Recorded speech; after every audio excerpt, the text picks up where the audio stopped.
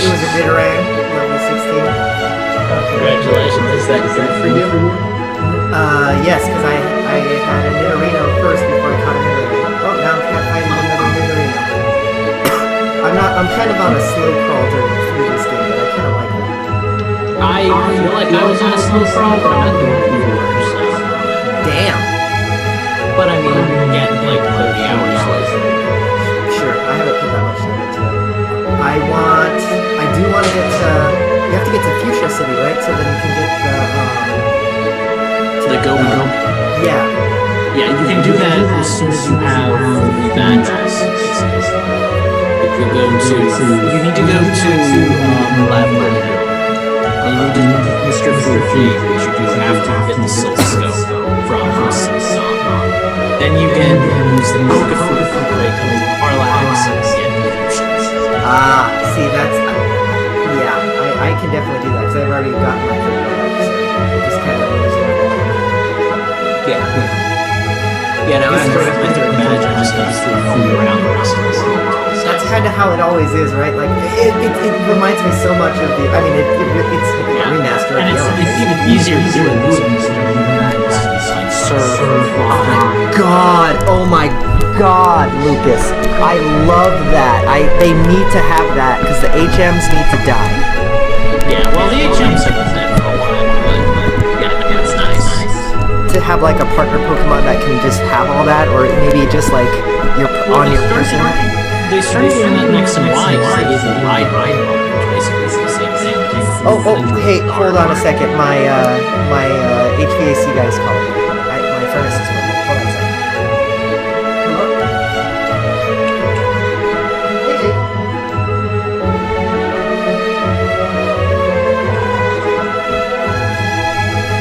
Oh yeah, no worries, no worries.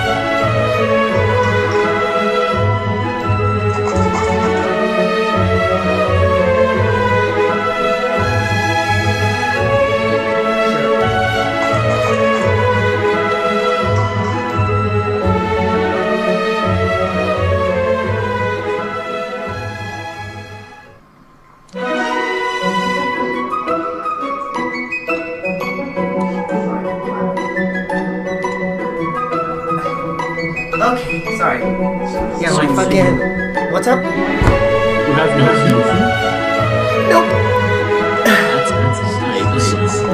Yeah, it sucks.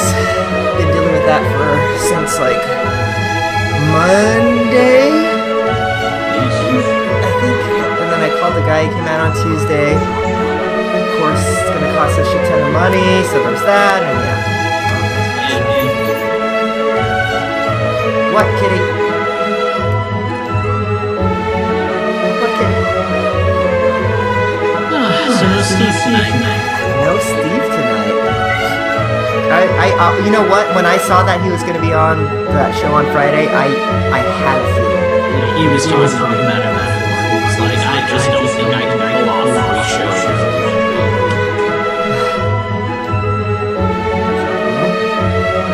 Maybe Nintendo Fever shouldn't be priority. I mean, I understand Holly wasn't there, so they probably have to get somebody to fill last minute, but you know, still sucks. Well, I mean, I get it. It's Steve who's going to be here tonight. I might have the night off, but it should be fine. Sounds like we all got a bunch of bullshit going on. Yeah. I had some good last day chats on Friday, so That's good. I'll talk on Friday. Right. Oh, are you gonna Friday? come in? Yeah, I was just gonna say I'm gonna come in and work Friday too. I'm planning on just coming in for an hour. I'm just not planning on spending that much time at work. Yeah. I think I'll just shoot a message and say, hey, let's spend the day with family in and out. Just hit me up and we'll talk. For sure. Yeah, I have to get some shit done too. So I'll be coming in. Plus I wanna, make my 40 hours if possible, so that'd be nice. It's just kind of an awkward situation we're in right now, because it's like the new bosses don't know what the norm is. Relatively new, so I still don't really know what the norm is, Right. Yeah, no, I feel ya. And then then now with Grant gone, you literally are just gonna be stepping right into that role, so that's fun. Yeah, hard. But, hopefully that just increases my value, so. Well, yeah, for sure. And quite honestly, I think Grant had been halfway out the door the last, 2-3 months anyway, so. He's been gone, honestly, yeah. So, honestly, let's go back and see all this. Yep, for sure. Yeah, no, definitely, it's gonna be interesting. I think that, my worry... No, go ahead. I was just gonna say, my worry is that, Grant kind of had I would say, managerial role, clearly, right? So, who's gonna step in and kind of fill that? Is it gonna be Roxanne? Is it gonna be somebody else? I get that. No, my big fear is, I know this too.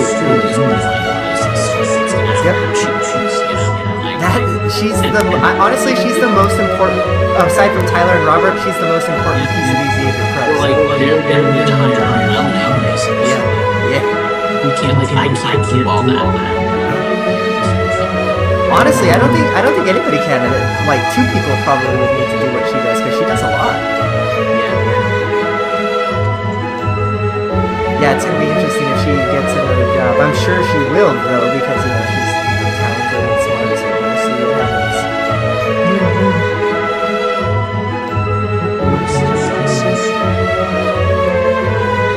Playing Bendy. Bendy? What's Bendy? Bendy and the Ink Machine. It's like a first-person horror game.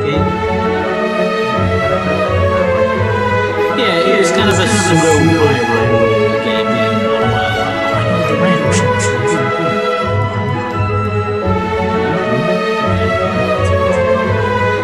Yeah, it's kind of like, I don't really know how to describe it. It's like a first-person puzzle survival horror kind of thing. Sorry, go ahead. You end up basically this world from 30 years ago. There's been running around and causing all kinds of nightmares. Playing it on the Switch, I presume? Yeah, it just showed up on the Switch yesterday. Interesting. So it's oh, dark. Oh, no. Are you guys, for your family, are you guys gonna be doing anything for Thanksgiving, or just kind of having it at your place? Or? No, we're just doing it here. We're just gonna cook it.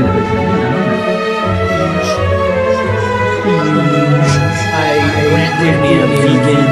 I saw that. You're making up some vegan gravy. Nice. And I've got my tofu and everything. It's not actually tofu, it's more star or something like that. Yeah. It's amazing though. The yellow rice we usually get is the chicken broth. Stuffing is cooked with chicken fat, so you have fine, meatless stuffing. It's all just Do they make an alternative to a chicken or a beef broth? There's vegetable broth, yeah. That's what I think I could put in the gravy. Vegetable broth. It's vegetable broth, flowers, and some spice. Sounds about right. Okay, what do I have? Different discs. I didn't find. Oh, that might be on the disc. Got the clear. Haven't found the red. What is this?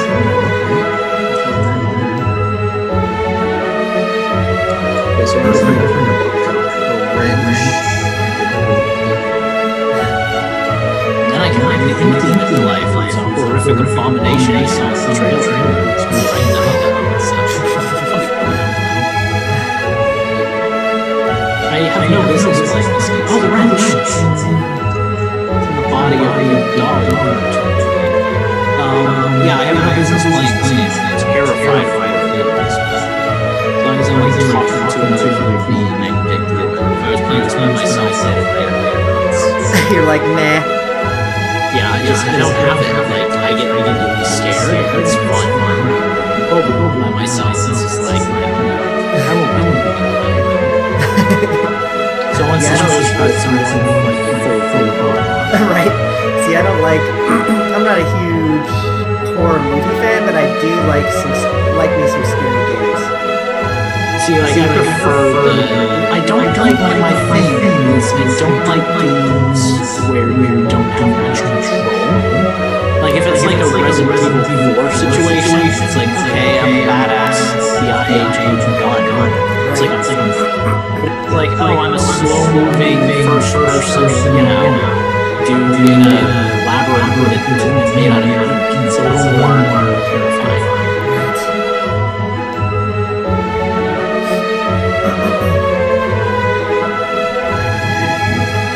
Oh, so I did start that towel giveaway, by the way. Oh, cool. So we'll start that as soon as the show starts. Yeah, I just remember doing that. Yeah, it'll cost us $30, but it'll be cool. You got the funds.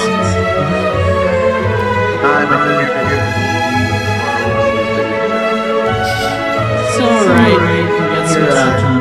You're looking grizzled, Justin. You're looking very grizzled today. Like a bear. Face all over your beard. Wow.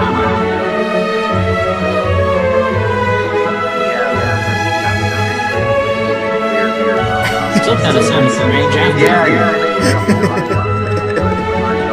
That's what I do.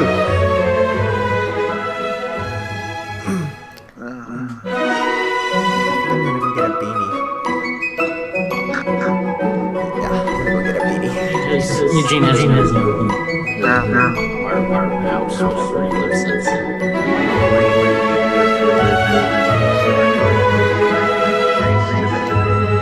It's 22 degrees right now, Justin.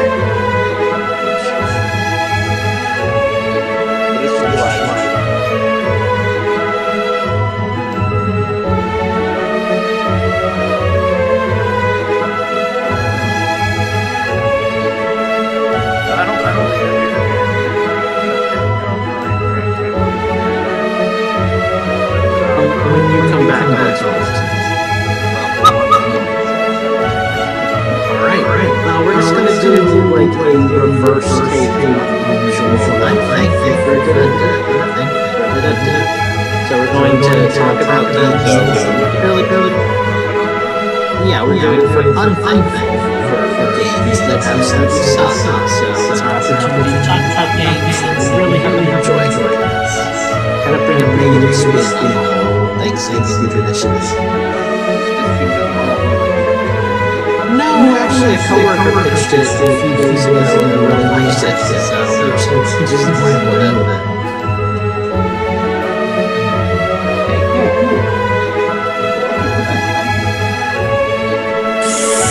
That's right.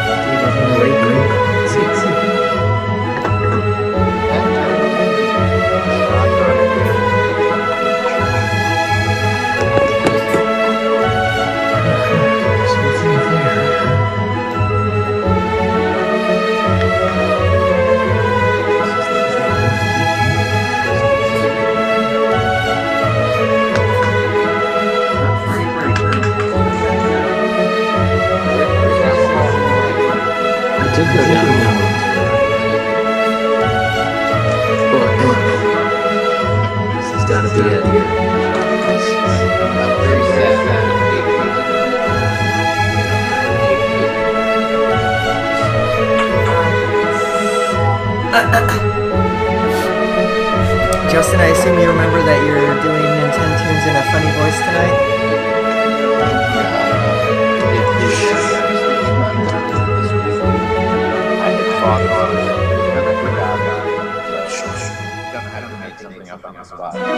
That's probably fine. The Infendo approach. Right. Summoning demon.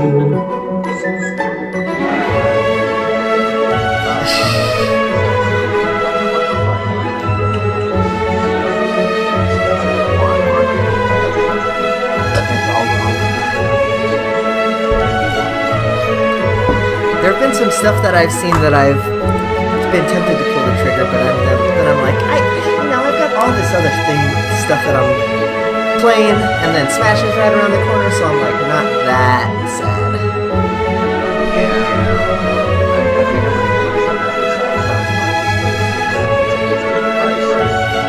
Yeah. Oh, jeez. Jump scares.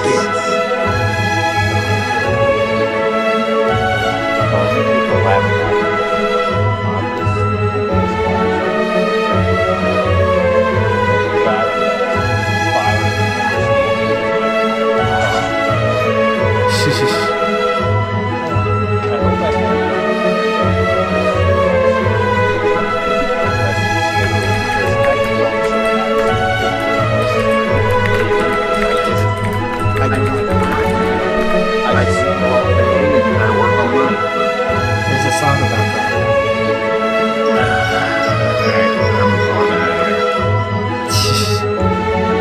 I'm really happy I'm doing this around you guys 3 minutes before the show starts. I'm terrified. Why are we terrified? I'm playing a horror game. Well, then it must be a good one. Yeah, that's true. Oh shit, I forgot I even have my shit together tonight. I didn't have all my music down. Yeah, I'm probably gonna be winging it on Nintendo Tunes, but this is the first I've been on my computer all day, so I haven't downloaded anything. So I'm Well, gonna have to luckily for you, you have YouTube Premium, so there will be no ads. yeah, I just have to log into. Oh god, holy shit. And how do you feel about what you just did? I'm a little terrified. Yeah,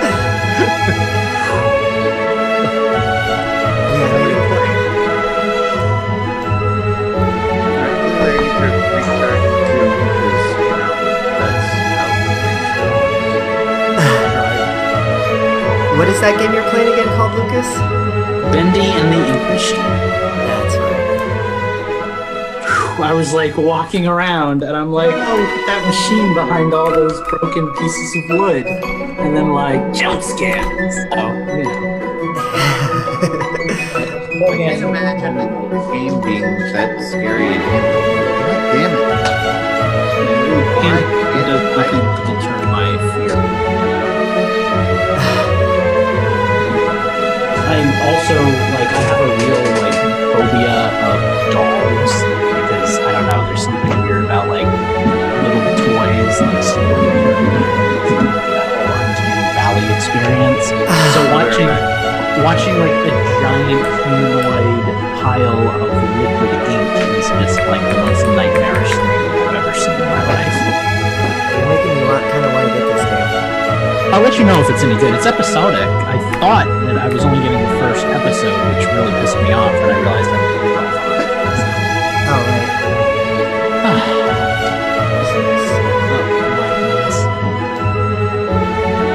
But see, now I gotta find a save.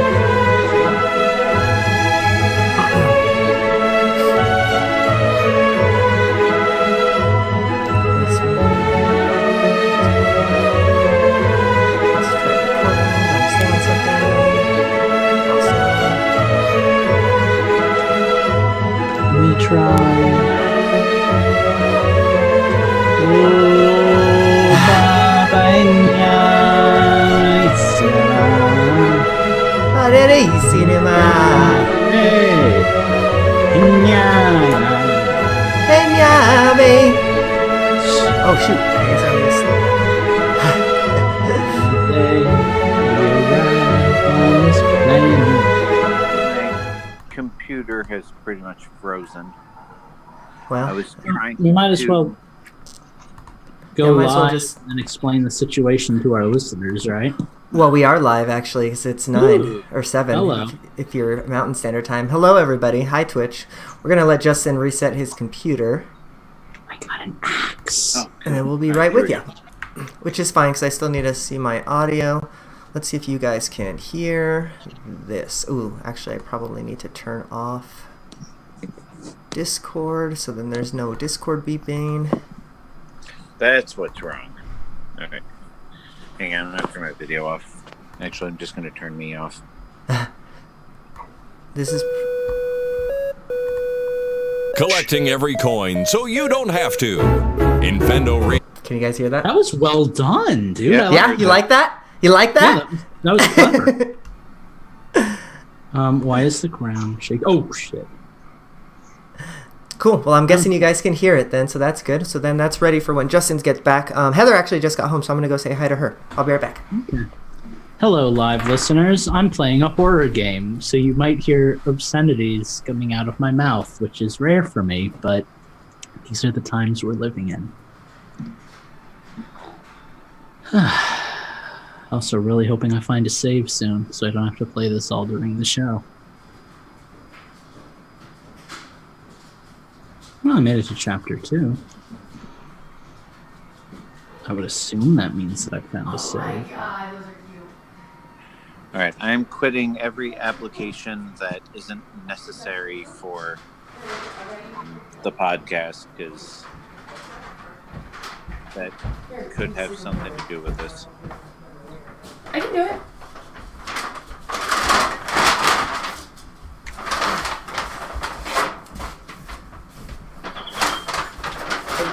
But look, these are the other two that I got you. Awesome. That's cool. I don't know those ones yet. I'll put them over here. Okay. Love you. Love you. Actually, I'm going to get a water. I think you're okay. Justin's not back yet. Steve's not going to be on it? No. Why?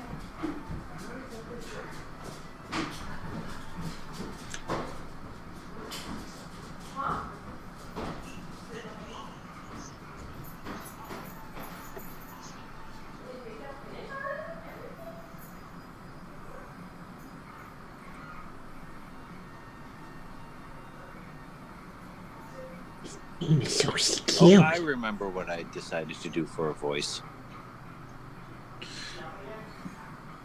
I don't know if I should say it now that we're live. I would just hold off. Well, I hope it saves chapter to chapter. Yes, it does. Good. Oh yeah, so well, I mean, I'll talk about this more during Change the System, but Okay, I'm gonna I close the door. discovered manual saves in Red Dead Redemption 2 finally. I wish I'd known how to do those earlier. 'Cause You there are didn't- many mistakes that I wish I could correct. You didn't know how to say? No. Okay. I mean, Wow. I knew it auto-saved. I didn't know how to manually save. To be fair, though, you can't save if you're in the middle of, like, any mission, no matter how unimportant it is. So manual saves they're useful, but they're not, like, crucial.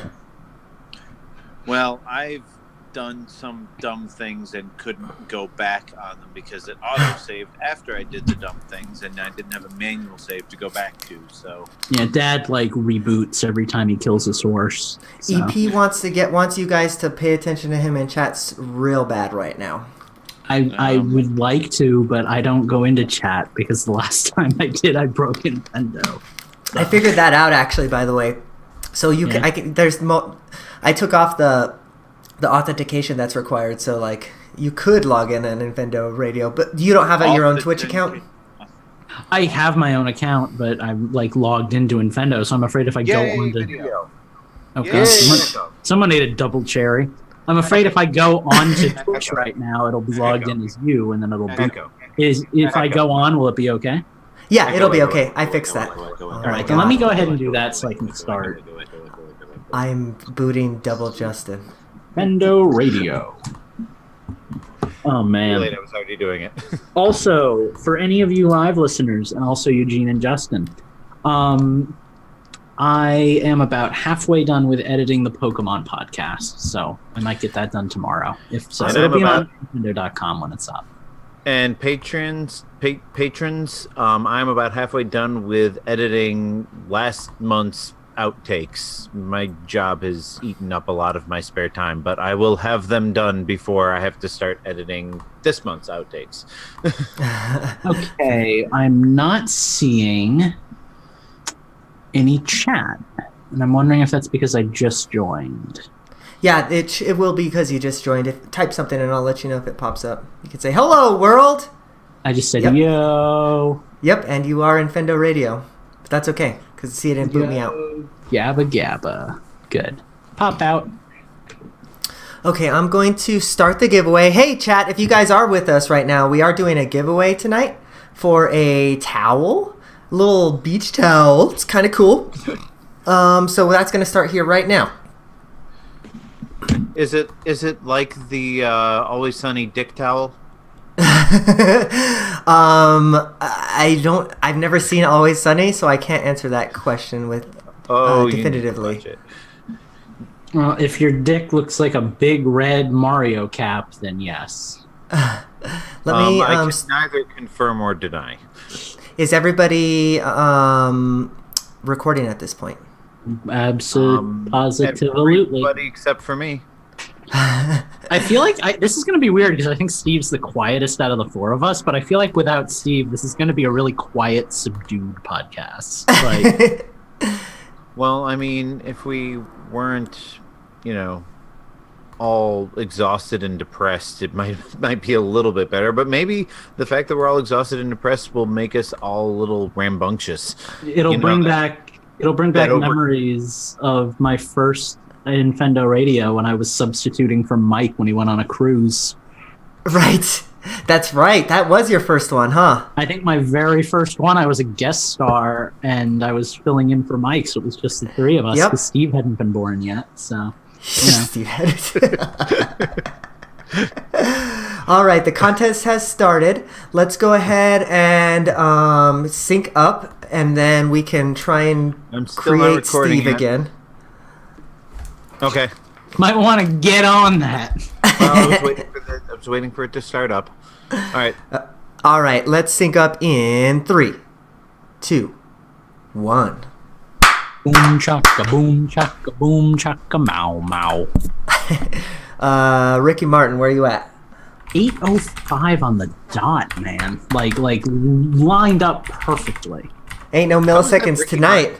Mm-mm. I was listening to Ricky Martin earlier, so that's the first thing that came to my mind. Justin, where are you at? I'm disturbed by that. I don't know. I just started the recording and I wasn't looking, so it's somewhere in the first 0002 possibly. All right, 007. Like 10 to 15 seconds. Yeah, sure. Why not?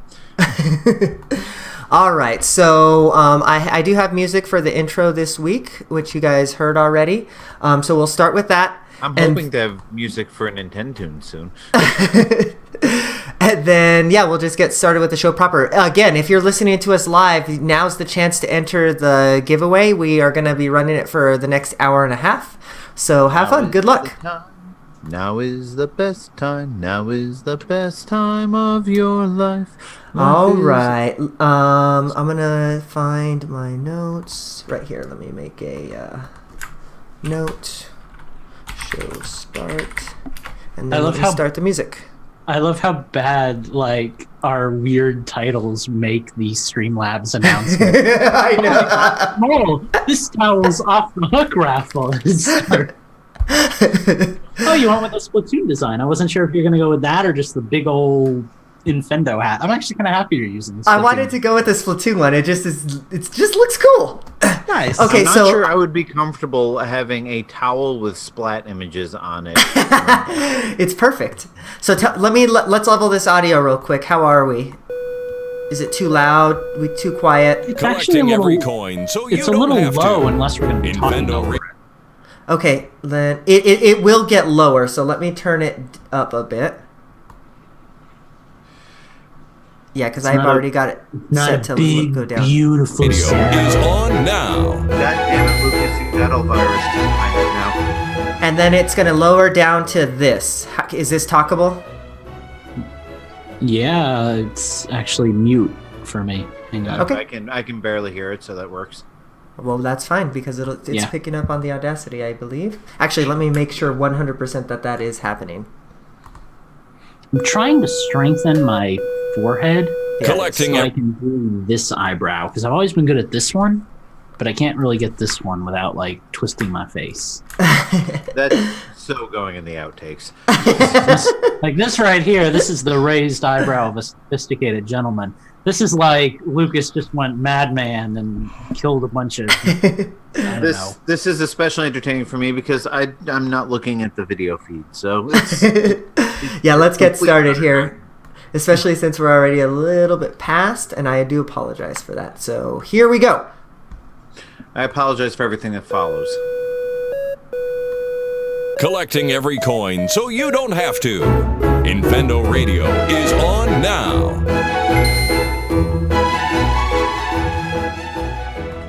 Welcome to Infendo Radio. This is episode 469. Hello, everybody. This is the day right before Thanksgiving, Thanksgiving Eve, the 21st of November. So if you're watching us live, have a happy Thanksgiving tomorrow. For everybody else, we hope that you had some good turkey or not turkey. Lucas, what kind of not turkey are you having tomorrow? It's not soy, but I don't know what it is. I'm pretty sure it's Gardein brand, but it could be Morningstar. I think it's Gardein. So Okay. we'll give it a try. We've never really had it before, but I bought it like a month and a half ago and never ate it. So we'll see what happens. I'm also making my own gravy, so that'll be fun. And we've learned today that gravy also has meat Oh my god, products in it. everything has meat. The rice has chicken broth on it. The stuffing has turkey like cooked into it. The gravy is just meat sauce. I didn't know this until like a week ago. So vegetarian gravy. It's no wonder everything tastes so good on Thanksgiving. You're literally just eating a bunch of different reconstituted meats made into different shapes. So Hi. Well, Justin, what are you going to be eating this week? Are you going to be eating some soy byproducts? Oh God, no. No, hell, we're going to the house of a hunter. It's going to be real meat all the time. Yeah,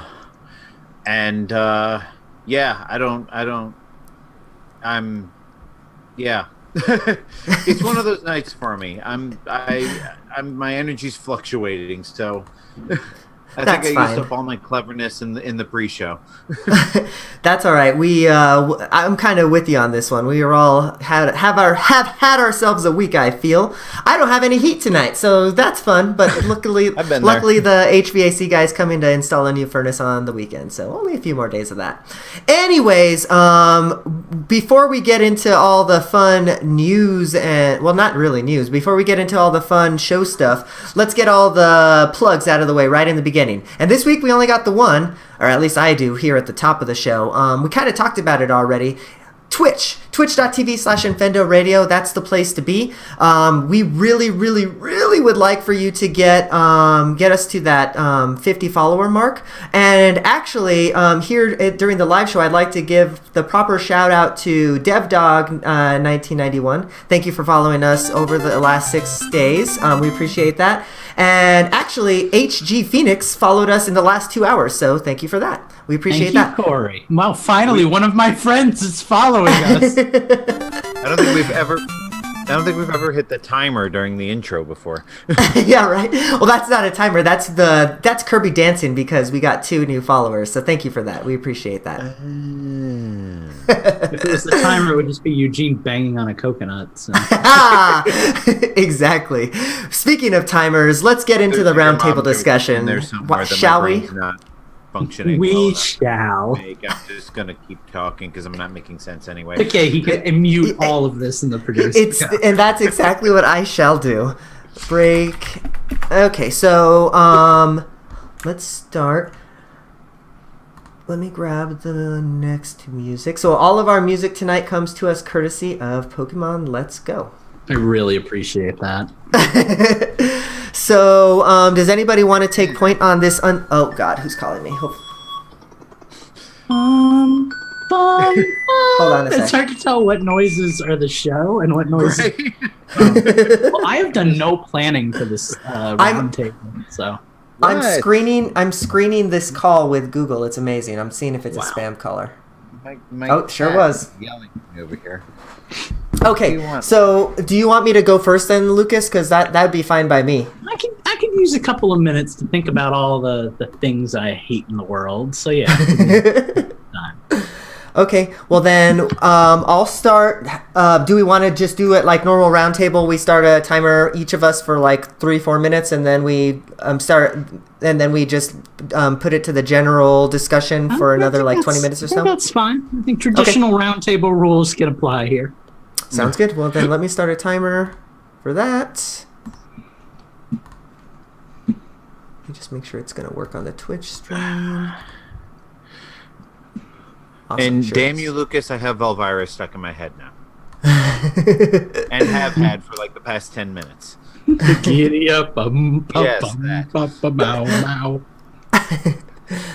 Okay, I'm gonna get us rolling. Let me start the music here.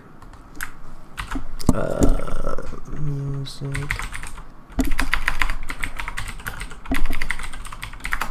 What music do I want? Ooh, let's go with Viridian City. Okay, so this is okay to start, and then when it goes down, is this about right to talk for talking music or talking sound? Works for me.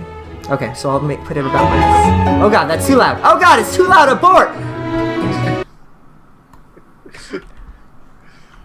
What did Eugene just break everything? What happened? My slider went a little nuts. So, all right, here we go. I'm gonna start the music.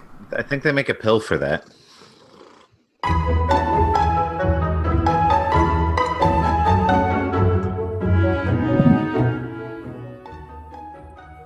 All right. Well, we are here talking about some roundtable discussions this week, and we decided we were gonna make it a little bit Thanksgiving themed.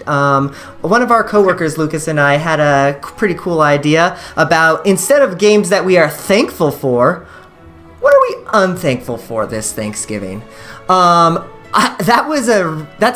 It's pretty interesting to me. I have a couple of things, maybe not games exactly that I'm unthankful for, but hear me out on this one.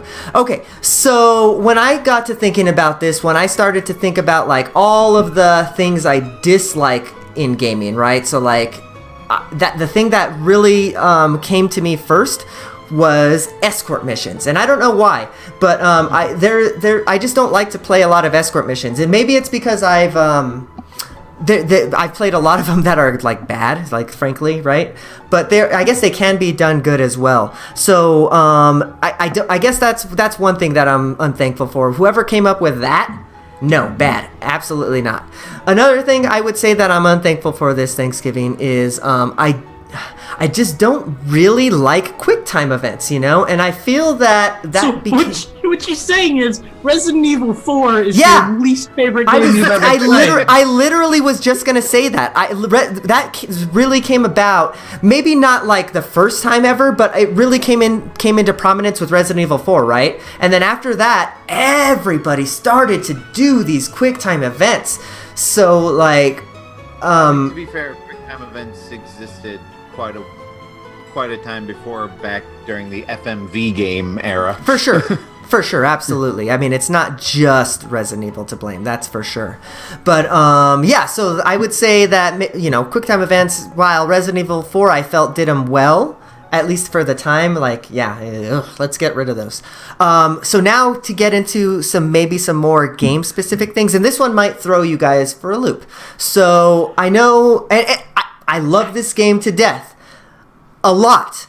However, I feel with the release of Ocarina of Time, Nintendo kind of found themselves in this template, right? That it's not the same. They also had the same template in the 2D games, right? With Link to the Past, but like it really came into prominence with Ocarina of Time. And since then, aside from Breath of the Wild, of course, they kind of have stuck to that mold and, you know, haven't really gone too far away from that. You know, you find an item, you find an item in a dungeon, you probably are going to have to use that item in the room that you found it in to get out of that room. You're going to have to use that item for some reason on the boss at the end of the dungeon. And yeah, you know, that's all well and good, but like that's kind of been the formula for a long time. So while I love Ocarina of Time and I love it to death, I feel that at the same time maybe that has hurt the Zelda series a little bit. And granted, Breath of the Wild came out, and that's been a big change, and for the better or worse. Lucas didn't like it as much as some of us did. I thought it was a great breath of fresh air, pun intended, I guess.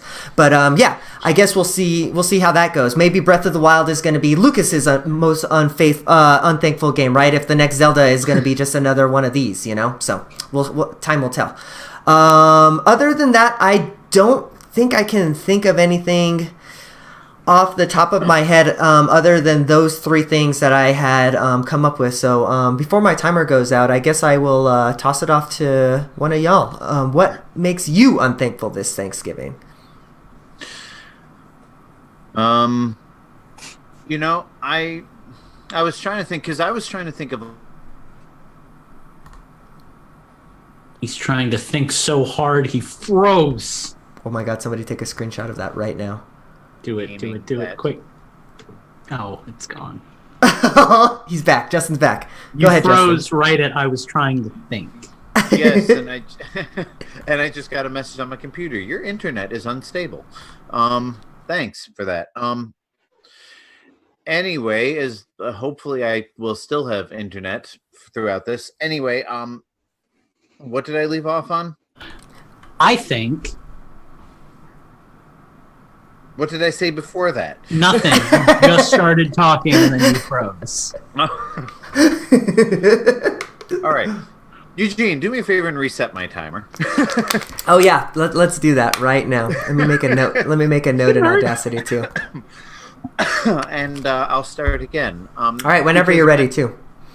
All right. When I first read the topic, I was thinking along the lines of like games that I'm not thankful for.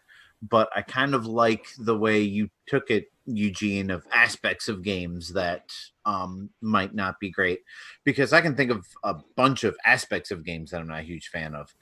And I'm just gonna go right to the throat with the first one that popped into my head. This just onslaught of, and I'm just gonna call it out by name, Call of Duty. Just like these realistic war macho, injecting testosterone into your veins style of games just turn me off so much. And I like first-person shooters. I love, GoldenEye, Perfect Dark. I love Halo, and I've enjoyed a lot of the ones that have come out on Nintendo systems. I have no interest in playing. I even liked the original Medal of Honor series, like in the beginning, the first few. But I have no interest in playing these woohoo war, just there's just something about that mentality that turns me off entirely. So I'm definitely not thankful for not only those, but the fact that they are annual and just so prevalent. Yeah, I can definitely see that, and especially with Call of Duty. Right after that, it was like, okay, everybody's got to make their own Call of Duty. Yeah, and Eugene, I know you can relate to this. I don't know if you can, Lucas, but if you've ever worked in a video game store and not been a fan of Call of Duty or, heaven forbid, football games, it's just one of the most irritating experiences ever. Because everybody's, oh man, have you played the new? No, I haven't. No, why not? I don't really care for those. Yeah. yeah, it's like, no, it's not really my game. No, I was playing Wii Sports, having good fun with that. One thing that especially lately, now that I've been trying to find one of these games on my Xbox One, I am unthankful for the death of rhythm games. And the death of like Rock Band and I guess to a lesser extent Guitar Hero, because I loved those games. I bought every single one of them. I bought an Xbox One in part because I wanted to play Rock Band 4, and it is so hard to find because it came and died a quick death and disappeared. The death of music games is a big thing for me. I don't know. I'm just kind of shooting from the hip here, honestly, because I like so many things about gaming, and I don't usually play games that I don't like. And if I don't like a game enough, I just stop playing and usually forget about it. So funny because as much as I complain about things in person, I'm actually really positive when it comes to my video games. Well, I can spin the conversation in a negative direction if you're I was done. gonna say I'll pass the torch, and if I find something else, I'll bring it up in the open table section. Yeah, for sure. All right. Well, right off the bat, let me say I am not putting Breath of the Wild in my unthankful for category. While I am very meh on that game, I can't, in good conscience, put a game that I put 335 hours into being unthankful for playing. Kind of piggybacking off of this trend Eugene started that I really like. I am incredibly unthankful for microtransactions and pay-to-play games. I'm getting really tired of that. I think that the industry is kind of strangling video game design at this point. Like Starlink, for example, is an exceptional game. It's a ton of fun to play. But the only way you're going to play the entire experience with all the characters is if you're willing to sink another $60 or $70 into buying all of the characters. And that's like criminal, because honestly, it's a really solid game. There's a lot of other games like that kind of frustrate me. Oh, no, go ahead. I'm sorry. I was just going to say that was Justin. You were mentioning that specifically with Starlink in the Discord the other week. Yeah, well, Justin actually kind of put that point in my head to even talk about, because it's like here you have this game where they really enforce like the character development and stuff. Like every character's got a unique personality and whatnot. But the reason for that is to sell the toys, and that'd be fine if Starlink was a free to start game. But when you have to sink $60 into the base game, and then each character and ship combo is like another $12, that's an expensive hobby. Well, and my issue with it, not to interrupt your rants, but my issue with the way they did Starlink was that, they really hyped up the toys to life, and oh look, you can get an R-wing and all these things, and you pay a little extra, but look at all the cool stuff you get, and then you get that and you find out that the digital version costs less and comes with more.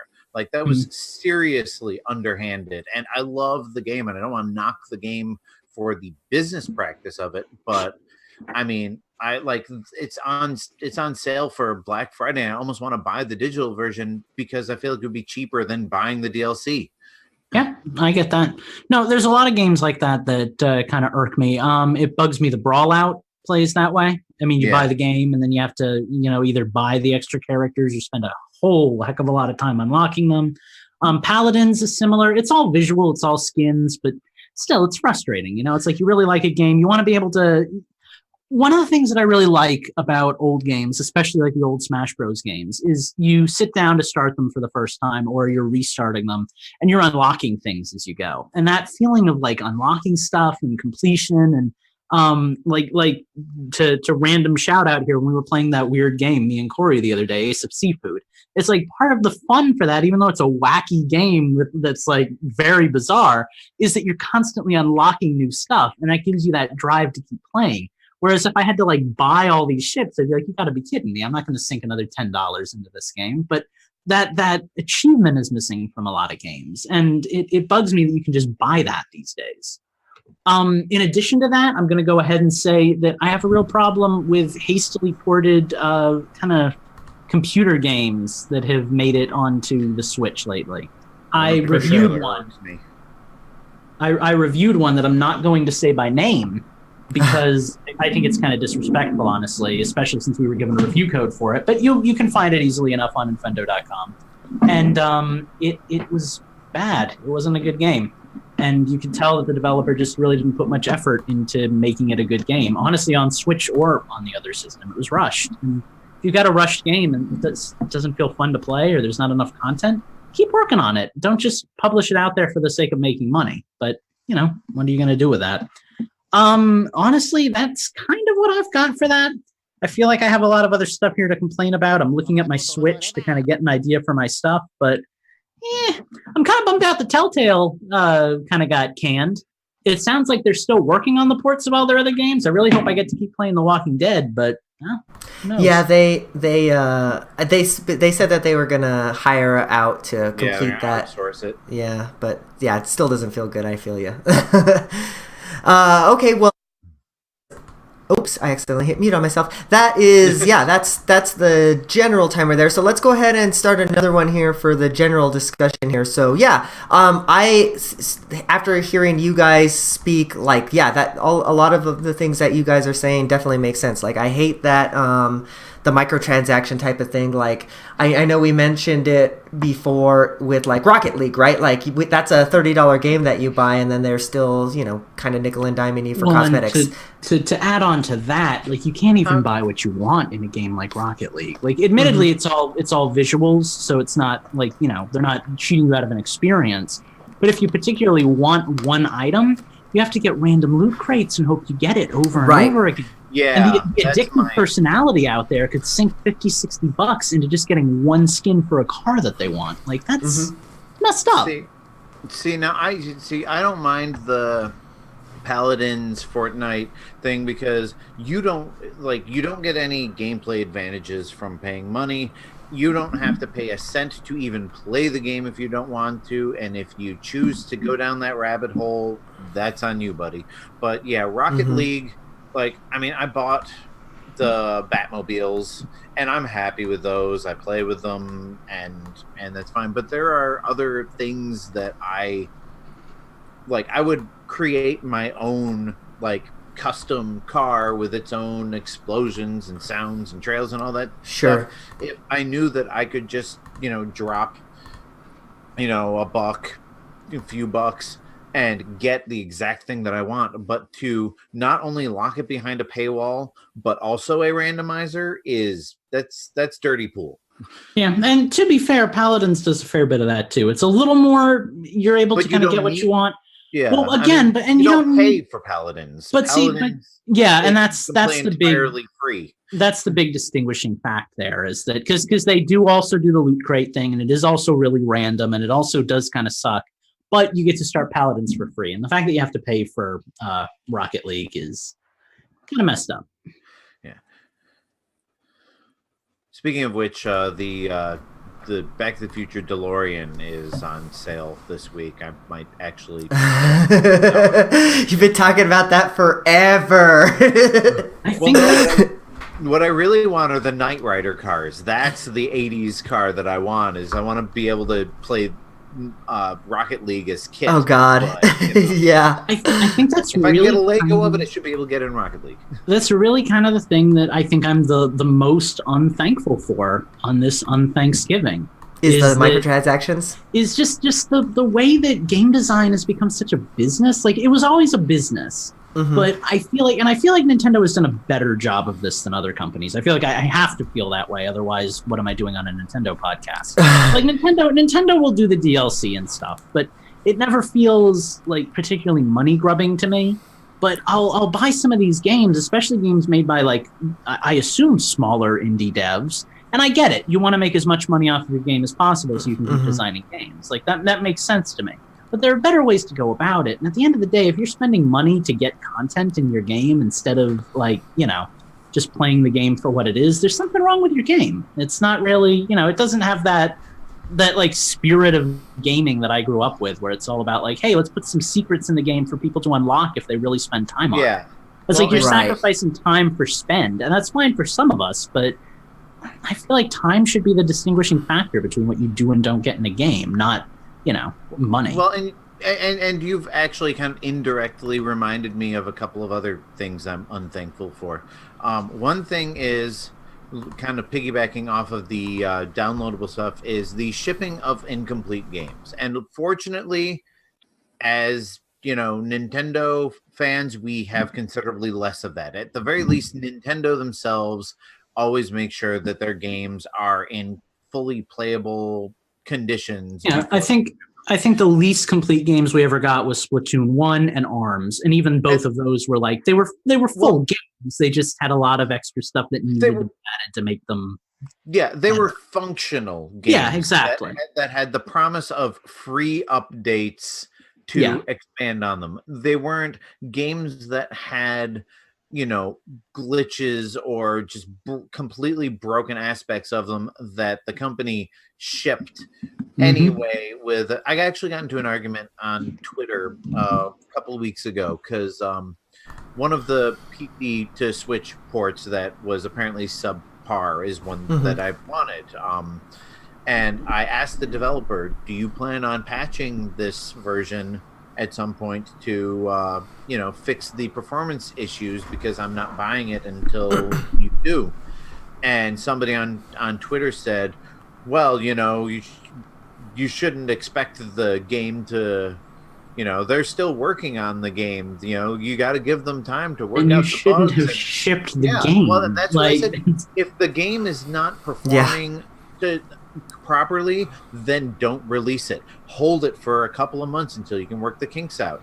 I have a problem with that too. Yeah, or if you can, and the Switch is seeing a lot of it because everybody wants their games on Switch, but the Switch isn't as powerful as the other systems. So, and if the companies don't have a good, porting studio or don't know how to optimize their game for lower specs, then we get these games that run sluggishly. Right. Well, and I'll tell you, it is frustrating because that whole Miyamoto quote that everybody loves to quote isn't so accurate anymore. It used to be that if you released a bad game early, it sucked. And if you released a good game, late, it was good.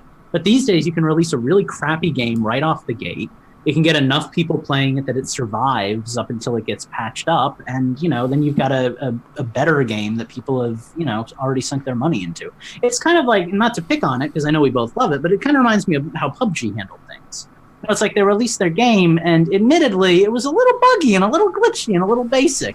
And like now the full PUBG experience is here. And it's like, okay, cool. I still enjoyed playing the I guess, beta or whatever it is, but I sunk money into it like it was a real game. And it's just like... And now they're wanting more for loot box. It's a sketchy gray area for me with that kind of stuff, especially on a console. Like on a PC, I get it, because you're backing games that are like just being developed, and like that makes sense. But a console experience is supposed to be more concrete, and it's supposed to be free of bugs, and like that's why I play on a console instead of playing on a PC. I expect that to be delivered to me, where I have a fully functioning game that I don't have to work on or patch, or you don't have to patch. It's just there, and it's lacking a lot with a lot of modern games. Okay, two more things. Well, for the first thing I forgot to mention earlier, and one actually you just made me think of. The all-in-one video game systems. I don't like. I'm one of those people who everybody's like, "Oh, YouTube is out on the Switch," and gave a resounding meh. I have an iPhone. If I want it on my TV, I have an Apple TV, or there's an app built into my TV. I don't need my game system to do all these, video playing apps and streaming apps and all this. Just let me play games. See, I don't need it to, but when it came out, I was like, oh, cool. Now I can watch YouTube in like nice little 720p on my, like it's just like, I've never demanded that of my system. I always hate the people who are like, the Wii U is going to fail because it doesn't have Netflix or Hulu. I'm like, who gives a crap? Like, it's a video game console. But like when YouTube came out, I was like, okay, cool. Now I got YouTube.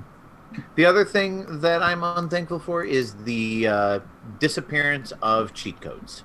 And this is another one of those things that kind of goes into the internet gaming and all that thing. But, and some games still have them, like Grand Theft Auto and Red Dead Redemption still have cheat codes for, just kind of messing around with the game. But they're incredibly difficult to enter. So they're not even fun to use half the time because it takes you 5 minutes to get the code in. And like, I just miss, like, one of the games I downloaded from a Black Friday sale was Saints Row 2 for the Xbox 360, which I admittedly already had, but I got on the Xbox One. And one of the reasons I loved that game was you just enter a cheat code, it gets saved in your phone, and all you gotta do is go and turn it on. Yeah, right. It turns off. What is it? I think auto achievements and achievements, and that's it. And I don't care about the achievements, and I don't play the game to progress in it. So if I just want to peek around the city, doing whatever, blowing stuff up left and right, let me do that. That's how I want to enjoy the game. Can I kind of make a last point here? And this might not be popular with our listeners, so maybe this is a mistake, but I have had a problem for many years, actually, with a lot of the recipients of video games. And you kind of reminded me of that because we watch a YouTuber who, again, I will not name because that is a classless thing to do on our podcast, but we watch a YouTuber a lot who does like Grand Theft Auto videos like daily, and it's like the same like scammy clickbaity like what's the mystery of the UFO in Grand Theft Auto 5, and he's got like 8 videos about them and stuff, and it's like I feel like our culture as like gamers has eroded to a degree. Like maybe it was always like this, but like I feel like back in the day when I was growing up, gamers were a little more normal and a little less entitled. It seems like we're just at a point where we're so entitled these days with things. And it's like we're all like that, admittedly. Like we all have our Ironically, thing. that's what this entire rant is about, is how we want more or less of this, but but I think a lot of the points we made today are fair, and I think a lot of the points today kind of express how those of us who grew up in the 90s and 2000s saw a better age of gaming in terms of like the quality of the games that were coming out, not necessarily like the scope or the graphical fidelity, but just like the work that went into making them pleasant for people. Kind of with you on that. And I don't know what came first, but with this nasty business model where people are more into making games to make money than they are to make games, which has always been a reason why I've stuck with Nintendo games, because I feel like they still really care about the game quality over just, making bank. I feel like we're also we're an entitled group, and not like us specifically, but just as a whole. It's like anytime something comes out, it's like, look at Smash Bros. Like, well, that character wasn't in it, and this character is in it. And I hate that character. Yeah, and like this whole attitude of I'm not getting the new Smash Brothers because Waluigi isn't in it or Gino. Right. And then but you've got like 99.9% of the rest of the game that you would love if you just played it. Well, and then to that same front, I see the people with like games like Red Dead Redemption Online, where it's like you've got the people who are like, well, I hope they don't screw it up like they did GTA Online, because as soon as they added flying motorcycles, they killed the realism. And it's like, it's a video game. It doesn't have to be like 100% real. Like it seems like everybody's got an opinion about everything when it comes to gaming, and maybe it's keeping us from enjoying our games enough. Like, it's not just gaming. As a Star Wars fan, it's everywhere. But like, I went into, I guess, this kind of my cap for this whole thing, and we talked about this on the Pokemon podcast. So if you haven't listened, check out on Infendo.com for the produced show soon. But we talked about this a bit on the show. Like, me and Steve both went into Pokemon Let's Go with like, it's not going to be that good because it's this and it's missing that and it's missing that and it's going to suck. And we went in and we had a great time. And it's almost like a humbling experience it's like a reverse Breath of the Wild for me. It's like I went into this with so low expectations that what I came out with was a really good time. And I'm really happy that I got this game because I like it so much. But like, I don't think enough people are just sitting back and enjoying games. I think they expect so much out of them that they're always going to be disappointed by them. Mm-hmm. Yeah. So. I mean, I think it's a result. It's a result of the internet. The fact that everybody can express their opinion out into the void, and everyone else can hear it. And it's just so easy for one person to complain, and then you get the echo chamber effect. This person said this, and I feel kind of that way too. So I'm backing that in, and it's like.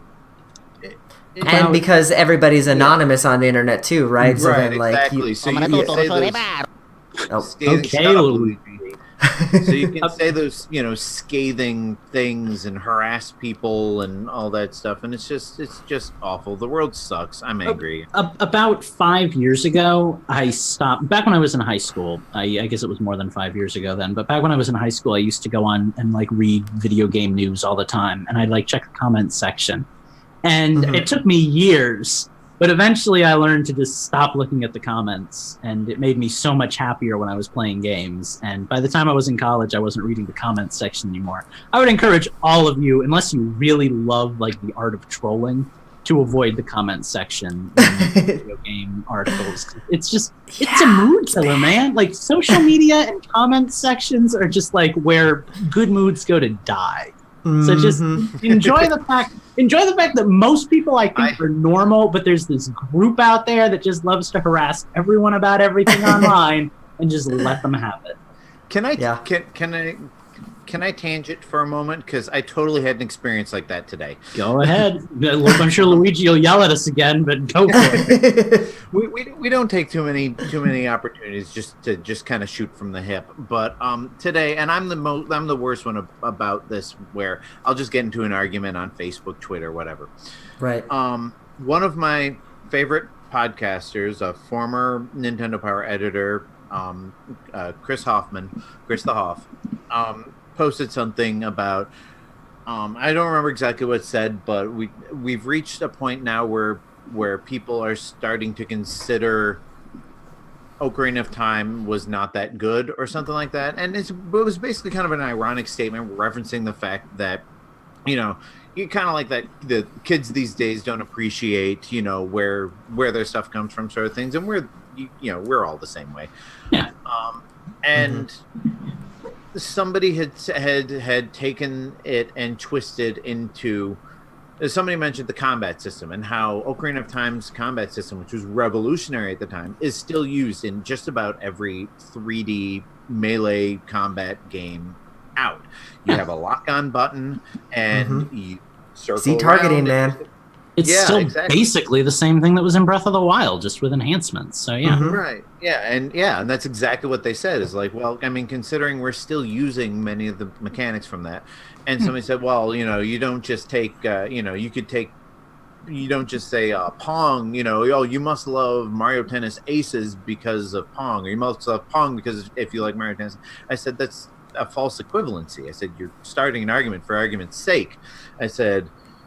And I just kind of went on, and granted, I get a little long-winded when I do these things, but I basically kind of said, the idea is that the game is not bad. Yes, it's old. There are things of it that didn't age well, but I mean, you have to recognize the quality of what existed at the time. Right. And most of Ocarina of Time still holds up today, even compared to modern games, which is why they still use a lot of those things. Yeah. And this person was having none of it, was not reading any of it, was not understanding of it. Well, and that's the problem with internet culture is you're not hearing people out and having a discussion. You're shouting over each other like I'm doing with you right now. Like that's what the internet is. It's just a shouting match. Yeah, and I'm going to win. And then after two attempts of like having well thought out threads of things, and he's like, oh, well, you're just angry because of what Hoff said. I'm like, I'm not angry because of what Hoff said. I understand what he is saying. I'm trying to make you understand. You're not reading it, so there's no point in me continuing to discuss this with you. And that's how every argument over the internet should go. Just like realize there's no point. It's either that or racial slurs. Oh God, yeah. So before I have to get the coconut out here, let's get out of this roundtable. But before we do, I kind of wanted to highlight some of the things that our chat had brought in. So HG Phoenix says, I hate how most games. I hate how most games now do this game is in beta, still early access stuff. And so that's kind of same thing, releasing an unfinished game. Huge bummer. For sure. JZB says, I hate the same thing. AJ Searson, he says, I don't like, I don't care too much for the Fortnite PUBG example as long as you're not paying for it, but to pay to subscribe for a buggy game is not right. Just do the testing for them. So yeah, that kind of goes along the same lines there. And then finally, EP Knothead, he says, I have a gambling addiction, so loot boxes are my bane. So I totally get you with that one, buddy. And I was going to bring up the gambling aspect of it because, again, that's what's underhanded about it. Is dangle this carrot in front of somebody and pretty maybe much get it. Gambling, yeah. No, I know. And then JZ Beast finally he says that he hates that loot boxes have basically killed the Call of Duty franchise. So that's fun. Okay, so we are gonna get out of here. We're gonna move into we're gonna be moving into Nintendo Tunes, and Justin has something funny planned for y'all. So stay tuned for that.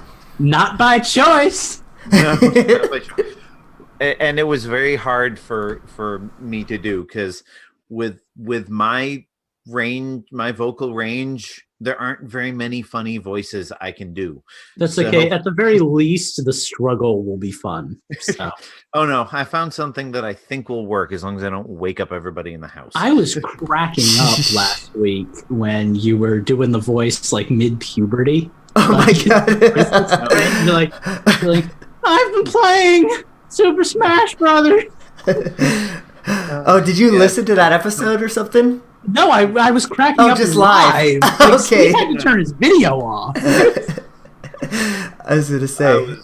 I bought some Mucinex after that, and that It reminded me of the teenager from The Simpsons who has like all the crappy jobs in the universe. Would you like to supersize that? Before That's we get amazing. started with Nintendo Tunes, I'm getting a sweatshirt because I'm cold. Sounds only good. You knew how nice that felt. It's cold in here with the thermostat Fellini. only set at 64. I'm just sitting here thinking, God, when's an ice cap gonna like slam into my house? It is hot down here, man. I almost want to trade you, but then I don't. I just no. I would take the freezing cold. Like I miss it. When I was a kid, it used to get cold. Oh, I But, forgot like, that you didn't always used to be living in Florida. No, I'm talking about Florida. Like, no, I lived in Vermont when I was like 3 or 4. But no, back in the old days, like when I was a little kid, we'd get a couple of solid months of cold weather, and it's gone now. Like we don't get it. We get maybe like a week. So Huh. It's funny because we're having we're supposed to have a uncharacteristically bad winter, even for upstate New York, and I remember back when I was a kid, it wasn't uncommon to have snow in like mid to late October and to have an accumulation of snow by Thanksgiving. Right. And in the past few years, like I remember the first year we spent in this house, there was no snow on Christmas. It was almost 70. And I'm like, not to get into it, but yeah, don't tell me climate change isn't real. I've witnessed it in my 37 years on this planet. It's so hot these days, man. I wish it would cool down. But maybe All I'll right, have let's Christmas level dinner. my audio here for the music. Can we level your We're going with face? this today. It's kind of blinding me. Well, it's because I have I can put it back to my dark mode, but I have to have it on the screen right now. Wait, is this Pokemon Stadium? I thought you were doing a Let's Go.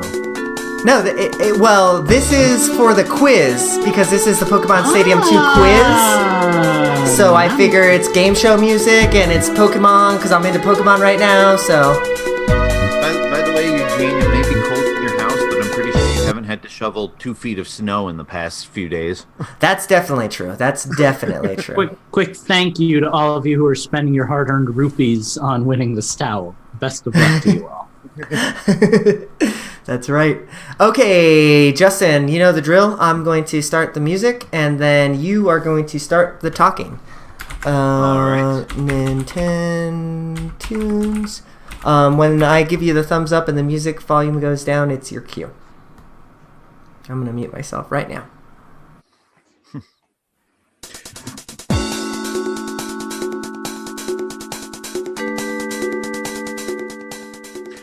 All right, welcome back to Infendo Radio, and we are going to play everybody's favorite game show, Nintendo Tunes. This is going to be a special Nintendo Tunes. I'll get into that later because I just don't feel like it right now.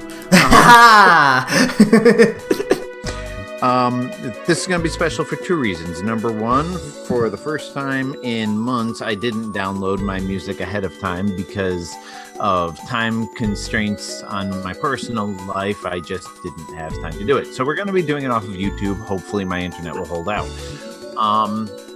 The other thing that's going to be different is apparently there's this voting thing that goes on behind my back that I was unaware of until recently. And I got volunteered to do a thing. I have to, was the $10 Patreon level. If you are a patron at the $10 above level, you get to participate in Infendo's Everybody Votes channel. And every month we'll have a vote, and the winner or loser, as it may be, of the vote has to do something special on one of the shows. I was volunteered to do this Nintendo Tunes in a funny voice. I am a bass baritone. I can't do voices without not having a voice, and we've all heard me without a voice. It's not fun for me. But I also have a very good announcer's voice, so I'm going to be doing all of Nintendo Tunes as an exaggerated radio announcer. Oh God, it's like the Powerpuff Girls guy. I love it. I was thinking more of I love the that. announcer from Ren and Stimpy. Yeah, but I'm a child of the 90s, so for me, it's... I can't yell as loud as Billy West with stairs. Before we get too deep into this, I would just like to make a quick announcement that this month's vote is one of us has to wear a beautiful Princess Peach wig for an episode of Infendo Radio in December. So if you have not joined the $10 tier, please do that and cast your ballots so we can get one of us looking fabulous. That's right. That's right. Bear in mind, one of us probably already has one. All right, Justin. Whenever you're ready to take us away, why don't you do so? Alrighty. So Yes. for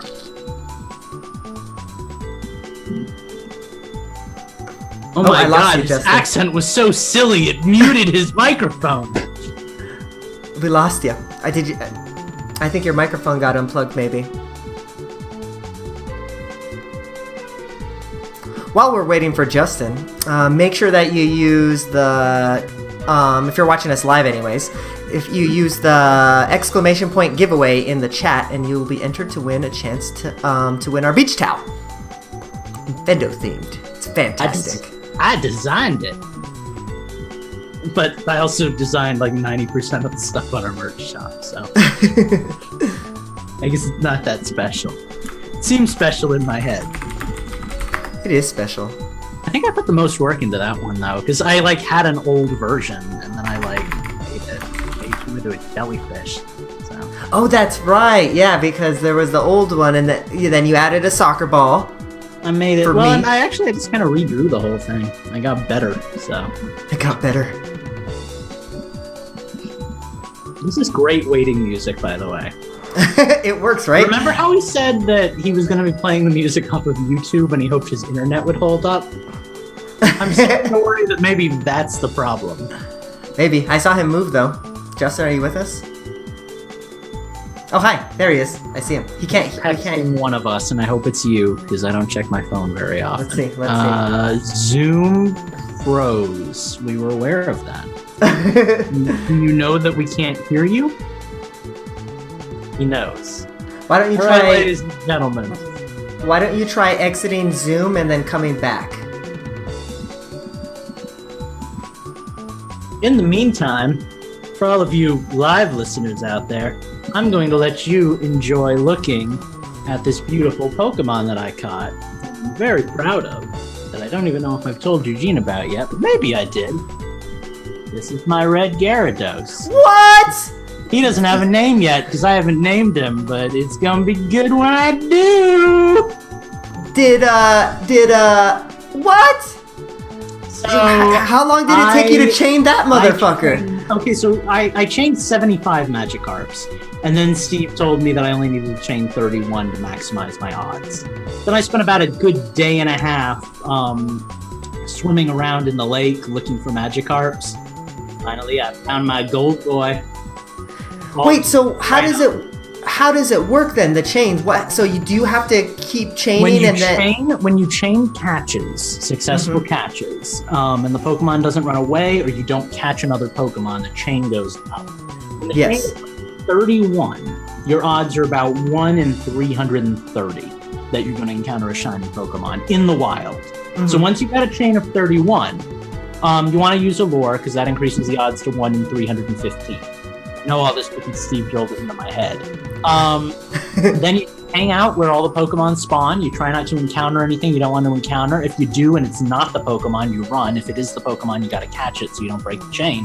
And you pretty much just keep hanging out and moving around in the world waiting to see shiny. Okay, so I was okay, that does make sense then. So then, but obviously if you catch another Pokemon, you break the chain, you have to start over and it sucks. Yeah, but if you like I encountered tons of Tentacool. Tentacool and Tentacruel will like zoom at you and try to kill you. But you can just run away from them, and then they disappear, and it doesn't break the chain. The only things that break the chain are catching a different Pokemon or not catching a Magikarp if you encounter one. Right. Or Does whatever. every Pokemon have a shiny variant? Every Pokemon has a shiny variant, but some of them are they used to be incredibly hard to get. Like, one of the things I'm excited for in this is shiny Onix is particularly cool. And in the old game, you couldn't chain for a shiny Onix if he wasn't, like, chainable. But in this game, you actually can. Because I tried for a little bit to do... Because I want a shiny Drowsy, because Drowsy's my favorite Pokemon. Really? But I couldn't... I gave up after, like, 12. I was like, this is boring. Well, maybe I could go on a hunt for you someday and see if I can find you something, because, you know, I don't know, I enjoy the hunt. I have a whole box of, like, shiny Pokemon, and in this game, I don't know if it's easier, but it's definitely different, so. Mm-hmm. Justin, I thought I heard you for a second. Are you with us again? It's okay, we got this music, so we're fine. What else can I vamp about while we wait for Justin to get back? Andy says that he's excited about this giveaway because he lives near a beach. That is exciting. Although, you can also use a towel to wipe yourself off after a shower. So, even if you don't live near a beach, you should probably enter the giveaway if you got the... How many rupees is it to enter the giveaway? No, you don't have to use rupees for the giveaway. You just enter... Really? Yeah, it's just a raffle. Nice. And then... Mm-hmm. So well, that's even better. Yep, exactly. So you just have to use ! giveaway in the chat, and you are entered. Jay-Z's in our chat. He's like, I have 200 rupees. What song shall I make you guys sing? Oh no! He found our Jay-Z, rewards. I think you should save those rupees and make Steve sing "Let It Go" next week on the show. Also, to all of our listeners out there, while I hope Steve isn't listening, it is Steve's birthday in like a couple of weeks. So I want to be wishing him a happy birthday soon. I want to say it's the 7th or the 6th or the 8th. It's one of those days. Right near Smash Bros. So Yeah. That's exciting. It's a Smash Bros. Birthday. It's also going to be Eugene's birthday in the middle of the month. So, well, late 21st, right? We don't need to talk about that, but yes. Oh, we do. How old are you? 25, 36? I'm gonna be 32 this year. 32? I always forget you're younger than these guys. Yeah, I'm 1986. I swear we do come from a different generation, though. Like, I kind of mesh with you, but, like, Justin and Steve, it's like our taste in games and stuff is just so different because, you know, come from different times.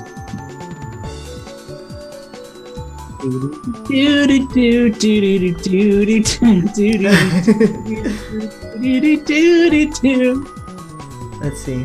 Let's try and get Justin's message in me.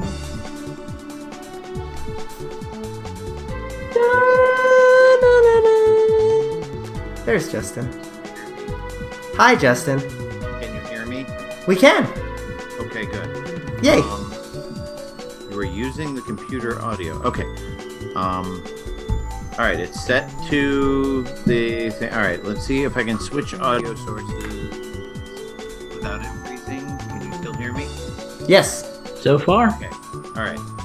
So what had happened was, I was switching it over to loopback, which is what I use to play the music through, and it froze. It wouldn't switch audio. It was just kind of stuck in between audio input sources. And then when I tried to force quit the application, it just kind of sat there and thought about it for about 5 minutes. So, Here we are. I think we're back in business. So fortunately, those of you who will be listening to the produced podcast will have no idea what just happened. Won't even have heard any of what you just said. Nope. Well, it's gonna be like magic. all right, so here we go. Let me set my timer for the I love this. for the audio source Right. here. It's like almost Justin, but not quite. It was the best I could come up with the short notice I had of 3 weeks. But on we go to the first round of I can't Nintendo, play. which will be from me just because it's easy. So far, all I'm hearing is Pokemon. That's all I'm hearing as well. But we are getting to my music in just a moment. Thank you. Please stand by. Can you please say, and once again, the day is saved thanks to the Powerpuff Girls? Please. If you win, I shall fulfill your request. Okay. Actually, I kind of sound like the movie phone guy now. We get a wish if we win. It's just like Dragon Ball. iTunes is not responding. Son of a bitch. Can you do the troubleshooting in the voice too? Just as a bonus for our lives. Ladies and gentlemen, we regret to inform you that Nintendoons will be canceled this week. No, seriously, this is anything that could possibly go wrong right now is going. Would it help to switch you and Eugene for a week? So maybe like you could bring us back to Announcer World next week if Eugene has tracked Quaid up. Yeah, I mean, just for the sake of. Well, here's. I mean, if we do that, because I already have all the Patreon. Well, Justin, why don't you try streaming it first from YouTube to see if that works? Because then you won't have to open up iTunes, right? And then you'll just have to find those songs on YouTube. Yeah, I don't even remember what I had queued up in iTunes without looking at iTunes. But iTunes is completely frozen, and now I can't do anything. So, Eugene, if you have something ready to go, I'm about 2.5 minutes away from just saying, "Fuck this shit, I'm out." Can you say it in the announcer voice though? I can sing it. Well, I don't have anything ready. But do you want to try YouTube though to see if that works? So then, if it works, you can do that method. God, I wish I could screen share what I'm looking at right now because literally everything is frozen. I cannot change. Oh, wait. Okay, I have something. Do I have iTunes? iTunes was just working a moment ago. Yes, iTunes is working. Hooray! It's a Christmas miracle. Thanksgiving miracle. But will it work for 10 rounds of Nintendo? But will it blend? All right, so here's what I'm going to do. I'm going to do the Patreon requests first, just to get them out of the way. If everything goes to shit when I switch back to iTunes, then at least the patrons get their requests in. Right. By the way, Malik Emrys, your request was actually done yesterday. I commented on it in the Patreon, but I don't know if you've seen my comment. So if you want to throw a second request in there real quick before we finish tonight's session of Nintendoons, if we finish tonight's session of Nintendoons. What do you mean it was done yesterday? Or not yesterday, last week. Oh, okay. Shut up. I was like, what? Working with my computer. You guys have a secret show you do without me on Tuesday? Yes, it has no technical difficulties whatsoever. Yeah, right. All right, we're just going to get started with Corky Dog's request because everything sucks, and oh yeah, that's right, I'm an announcer. All right, so we are going to get started with our first patron request. I hate all everything. worth it. Please listen to the live show to understand why I am so aggravated. And our first request comes from Corky Dog with round 1 of Nintendoons. Is on now. Oh, good, it's loading.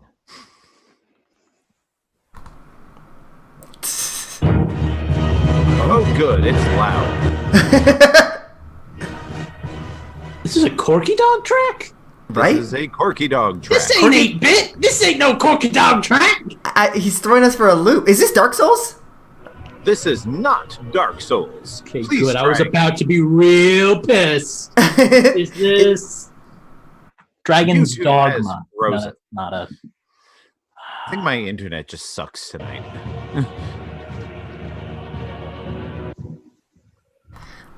Is it Dead Cells, perhaps? This is not Dead Cells. Please try again.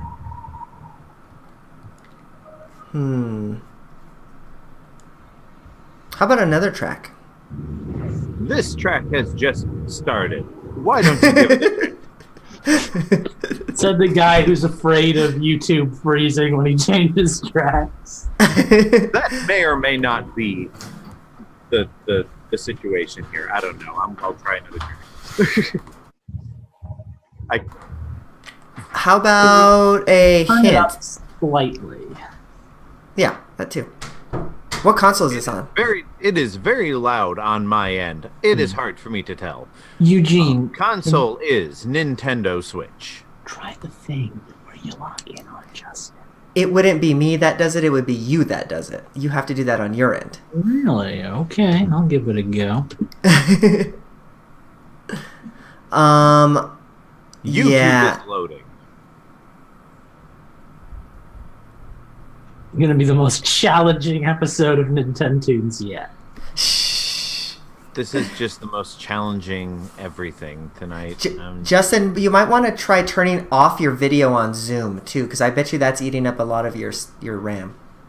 All right. If it will ever let me switch back to Zoom, I will do that. Justin, I never really realized it before, but when you don't shave, you kind of look like Jesse from Breaking Bad. I'm going to take that as a compliment. Yeah, bitch! It's okay, Eugene can censor that. All of this is going to get cut out anyway, so.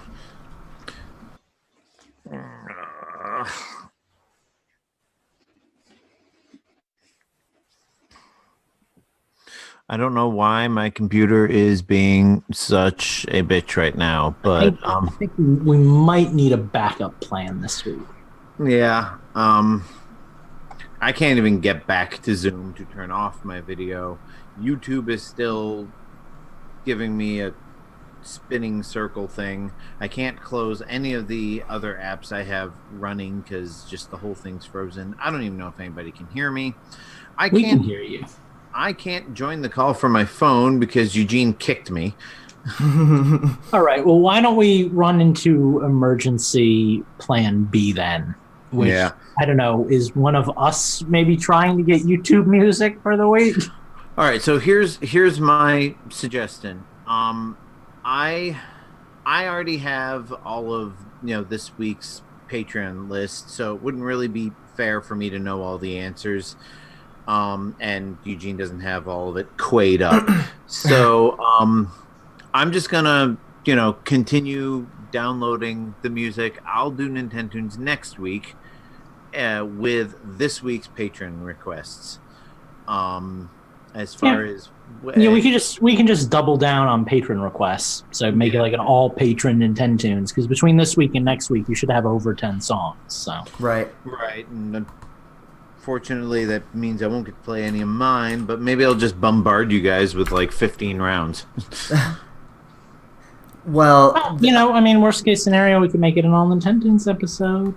yeah, I mean that's I'll say we could try to do a round robin if I can ever get back to iTunes. Yeah, but I just worry because it seems like every time you start playing a track, yeah, it just kind of kills maybe you or we should whatever. just, like maybe Eugene or I should just pick some random YouTube music and see if we can, The other problem is in about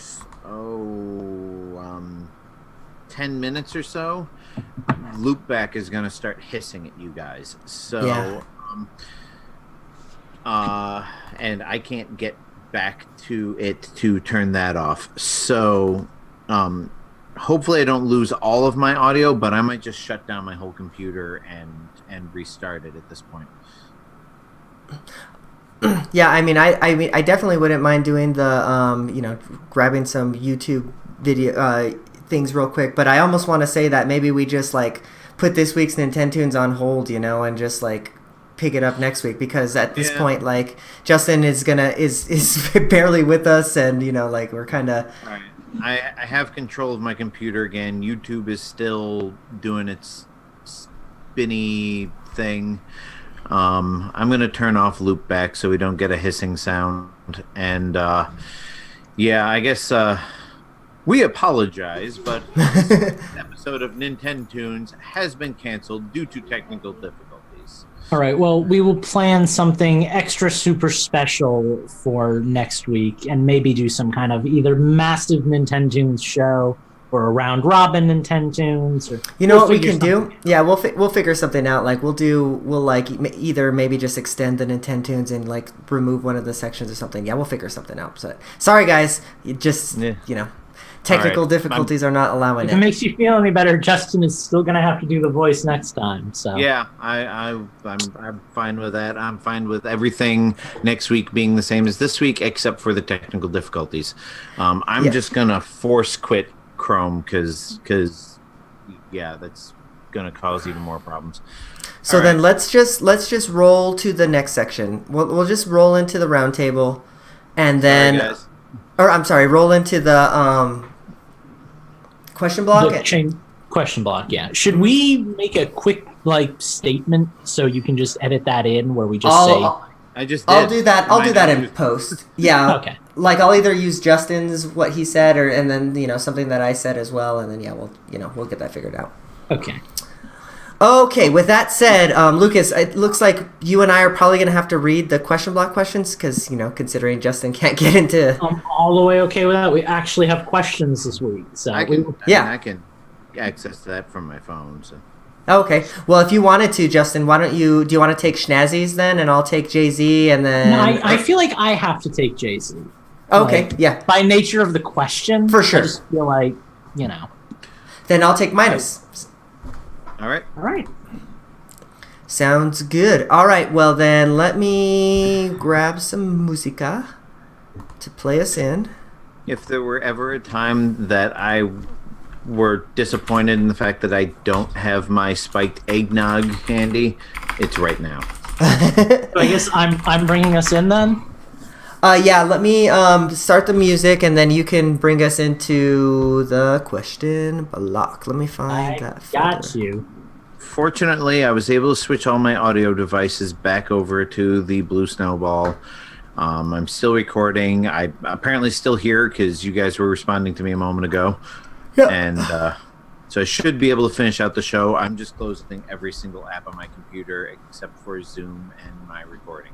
That's pretty good idea.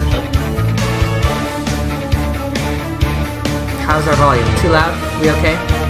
That sounds good. Okay. Then I'll play you in, Lucas, and then music will go down, my thumb will go up, and you will start talking. Apologies in advance for what I'm about to do. Oh, Lord Almighty. Here we go.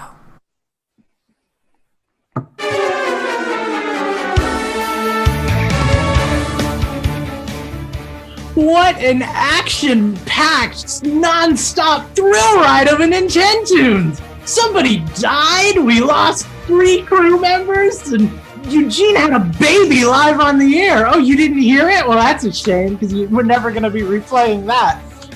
We are going to switch right on over to the question block, which is the segment where you guys ask us questions and we got to answer them. No matter how ridiculous or non-Nintendo themed they are. This is a Patreon tier, so you are more than welcome to join us on Patreon and ask us a question starting at the $3 level. It is $3, right? I always get that mixed up. Yes. Is $3. No. Wait. $3 a month is all it takes to ask us a question on the question block. Our first question comes from Jay-Z Beast, and it is a question that is very near and dear to my heart. What would it take for Lucas to give an honest playthrough of the Metroid Prime trilogy? Okay. So those of you who might know me and listen to the show know that I really liked Metroid Other M, Super Metroid, Metroid 2, Metroid 1. Not as big of a fan of the Metroid Prime series. I don't like the first-person mechanics. I felt like the open-world design of like a Super Metroid doesn't work well in a 3D environment. I have given Metroid Prime many honest playthroughs. Since I've known you, you've played it twice, so I know that's true. I've bought Metroid Prime on the GameCube. I own the trilogy on the Wii. Like I've bought this game a few times and I've tried to play it a few times, but I just get bored. I feel like this question should have been directed at me because I have the same issue. I love the Metroid games. Granted, I kind of fizzled out pretty quickly on Samus Returns. That was mostly because I was doing other things. But yeah, same story. I bought Metroid Prime day one on the GameCube, played it for several hours, lost interest, never went back to it. I think I tried playing it again years later, didn't even make it a few hours into it. I got the Metroid Prime trilogy, started it for a couple of hours, never played it. A couple of years ago, actually shortly after I started on this show, I said, I'm going to finally play Metroid Prime. I'm going to do it on the Wii. I made it probably about, I don't know, the farthest I ever have, I think. At least matched the first time I played it, if not went farther. And just stopped playing for some reason. It does not hold my attention the way the 2D ones do. I don't know why. And it's not even, I don't even mind the first person mechanic. I can handle that. I can handle the jumping. I know the Wii motion controls kind of threw me off. I'm not a big fan of those. I would rather have a controller, but I can't focus on it. It does not. Okay, so now JZB says, here's a proposal for all of you. Skip Prime and go right to Prime 2. And here's my problem with that, JZ. I can't do it, man. Like, I want to do it. But yeah, no, I literally can't do it. Like, I can't start on the second game. Because I know I'm probably not missing anything, and it's not a really story-heavy game. There's a lot of lore that I could just look up on the wiki. Like, I gotta play the first one before I can play the second one. That's just how I am with these games. And like, I can't do it. So I think the question was, what would it take for Lucas to play through the Metroid Prime trilogy? Cash reward would be awesome. If I was making if I was making at least like $40 a pop on each Metroid Prime game, I would play them probably. I would sit through and I would say I'm willing to dedicate like 10 or 15 hours to get into these games because there's $40 at the end of it for me. Or the games are completely remade and totally different, or they're like 2D ports of a 3D Metroid game. Like I've tried. I've really tried. I can respect that people really like these games. I don't get why. I just don't. It doesn't do it for me. Like, I would take a 2D Metroid over a 3D any day of the week for that. A lot of people say that Sonic games didn't transition well. I know what Justin's going to say before I even finish the sentence. But a lot of people say that the Sonic games didn't transition well when they went into 3D. The 2D games were superior. None of the Sonic games were superior. But like... No, but all joking aside, I agree with that, I think. But see, that's something that I've never agreed with. I find the 2D games really boring and slow, and I find the 3D games fast and I grew up with the 3D games. Metroid is the exact opposite for me. Like, the 2D games work really well, and that first-person 3D open world, hard to know where you are kind of thing, a lot of backtracking, it just doesn't do it for me in that kind of environment. Like, backtracking isn't a big deal in Super Metroid, but in Metroid Prime, it's a lot more work. You know what? I'm going to argue that even because I actually did a review of Super Metroid, and I think some of the backtracking that was just egregiously unnecessary. And I'll tell you right out, I think some of the best Metroid games, in my opinion, have been like Game Boy Advance. Well, yeah, the newer ones where it's like even like Fusion. Fusion was amazing because it was linear. I liked Other M for the same reason. It was a very linear game. You go from area to area and you do things. And what I like about those is they are linear in that it gives you an idea of where you're going next and what you're doing next, but doesn't hold your hand. It's like, hey, go over there and find something, and then you are free to non-linearly explore the area and find those secrets. And you find a secret, and now you can backtrack if you want to go get those other things back there that you saw earlier and remember, but you don't have to. You can pursue the goal, and then go to the next place. And again, Jay-Z says that 2 fixed a lot of the backtracking issues and things like that 1 had. But I make fun of Steve all the time for this because he's so OCD with how he plays games. But in this case, I'm right there with him.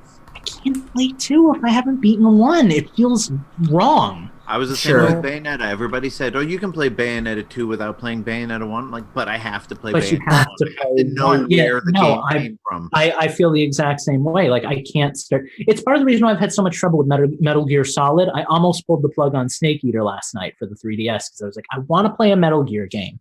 Yeah. But, like, I can't start with 3. I realize canonically 3 takes place, like, farther back than even 1. Like, I want to start with the original games and work my way up and through them. And, like, if your game has a number, I can't start at 2 or 3. So, I was in hell just trying to play Halo 2. I was like, where's Halo 1? How do I, so. And I mean, obviously, Eugene's going to get his coconut out soon. But I was like, Jungle Jade. I think the exception to these are obviously the episodic sequels, like the Final Fantasies, like the Far Cries. Well, like, when they're totally removed from, I mean, Metroid Prime trilogy. It's one long story essentially. Even if those stories are segmented into chunkable parts. But yeah, you play a game like Final Fantasy, and it's like nobody says you gotta play 7 before you played 8. Like, doesn't matter.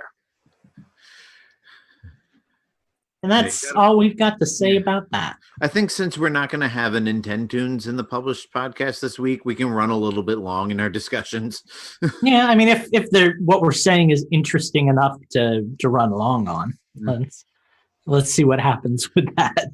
I think Eugene might still be muted because he's nodding his head, but I can't hear anything. Yeah, I'm trying to find the right moment to break into the conversation. So thank you for giving me that, Justin. I appreciate that.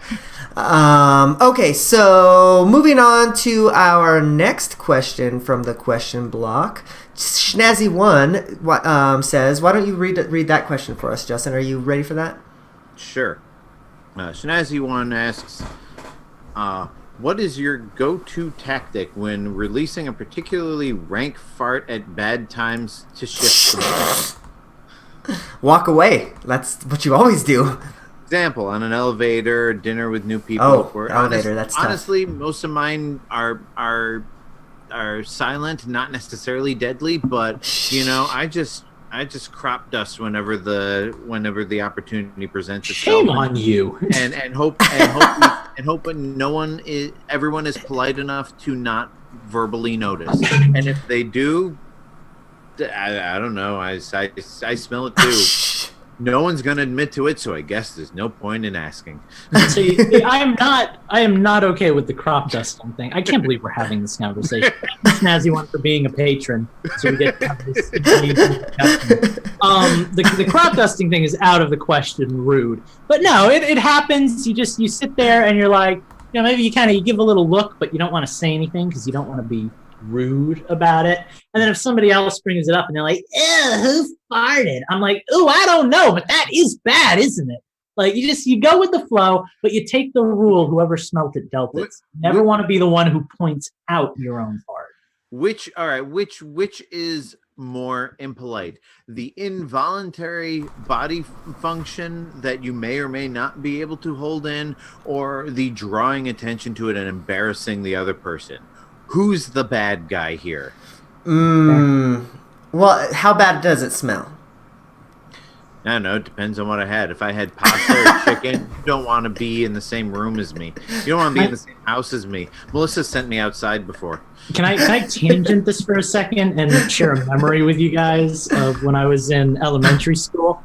One magical year, we learned that if you blow on your arm hard enough, it sounds just like a fart. We were having a great time with that. I like how you say this as if this isn't an experience every child has had. Our teacher turns around, and she's this old woman, and she looks at us, and she goes, "You do not laugh at that. That is a perfectly natural bodily function. It is not something to be made fun of." And I'm like, all right. We gotta keep doing it as soon as you leave, but I don't know why this whole conversation just brought me right back to walking the halls of Columbia Elementary. So, ay. Man, I don't intend to crop dust, but like if I have to, I'm walking away, man. Like I'm not staying around for that aftermath. Like if I'm like in line at Walmart, even if like I'm the next person, I'm getting out of line, going into a different line.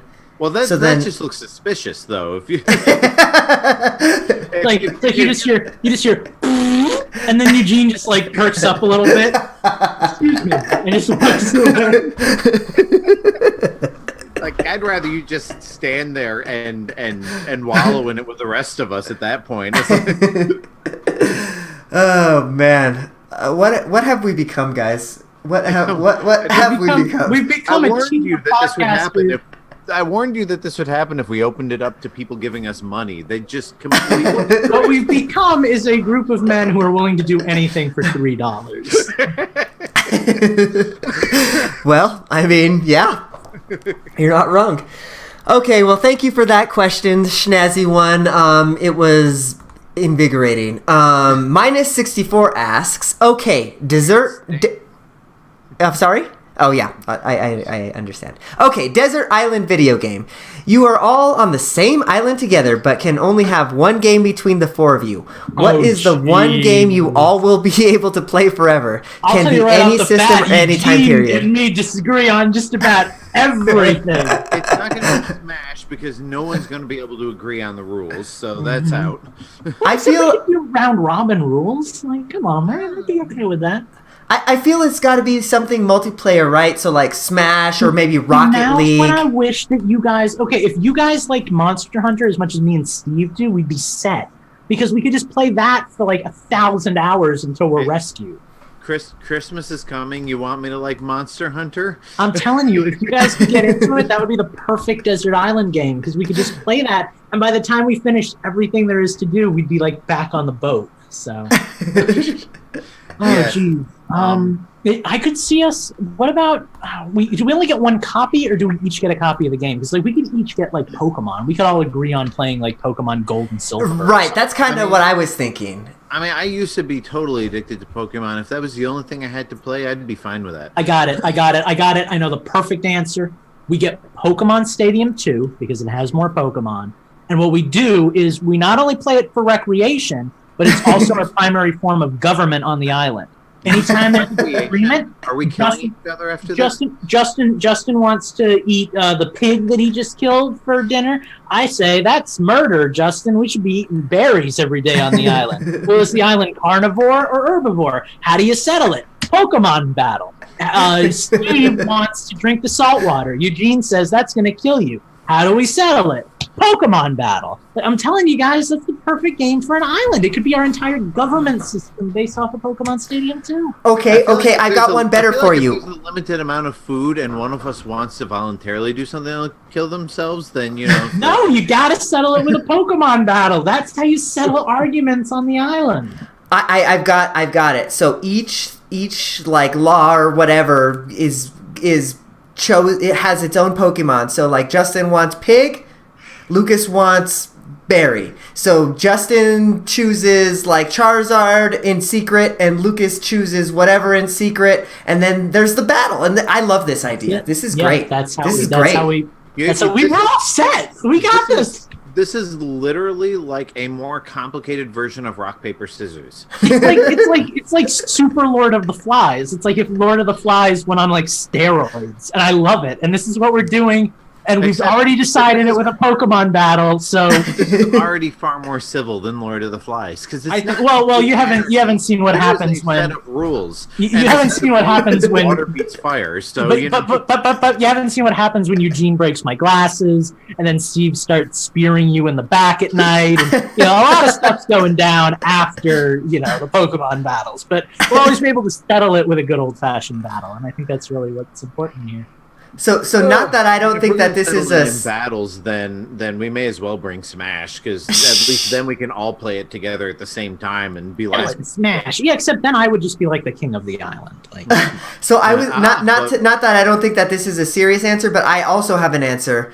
I think that it should either be a multiplayer game or a single player game that's going to take us like forever, right? That we can just like pass the controller.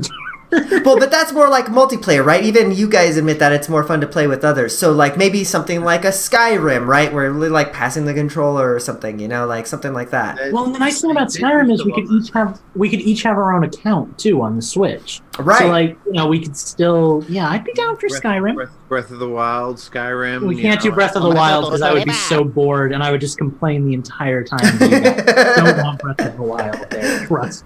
Like we'd be sitting down and every night it would be my turn to play and all you'd hear is, "Oh great, another Yiga Clans member. Boy, this game's original." So that would be me if we chose Red Dead Redemption. Not find something to complain about. Well, yeah, if it was in any other situation. If it was Red Dead Redemption, it would just be Eugene going, This game, how do I brush my horse? It's like, oh man, I have to wait 3 seconds to start my running animation again? This is fun.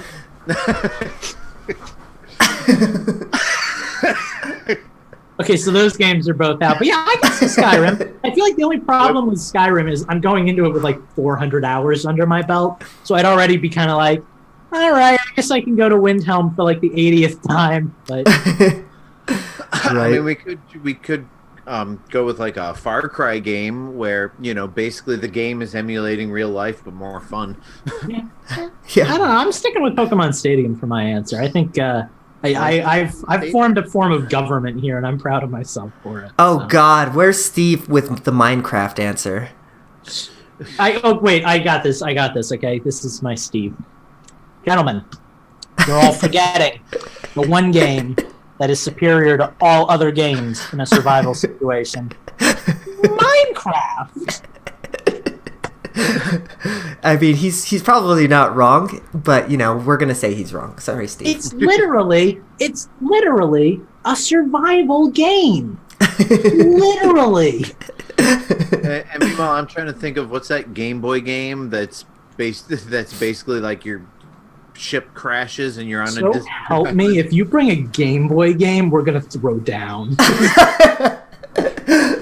All right. Well, thank you all of our patrons who submitted questions. If you want to submit a question, you can too by going to patreon.com/Infendo Radio and joining us at the $3 tier. All right. So we are going to be right back and we're going to be talking about the games we're playing. We will let you in us for $3. Spoiler alert. The games we're playing are primarily Pokemon, except for Justin. Yeah. Right? Wait until after New Year's, then maybe I'll be on that train and you all will be down with it. So you know. I don't know, man. I'm gonna be playing this game for a long time. Lucas. I guess this is a little preface to the change of the system, but I looked up how to IV and EV train. And, oh, really? This it's is a lot easier in this game, man. You're kind of ready. This is going to be a rabbit hole I don't know that I'm ready for. So I don't want to change the system for you guys, but in the next 2 minutes, I will know whether or not I'm going to be telling the story of the Moltres I just caught. So. Oh, all right.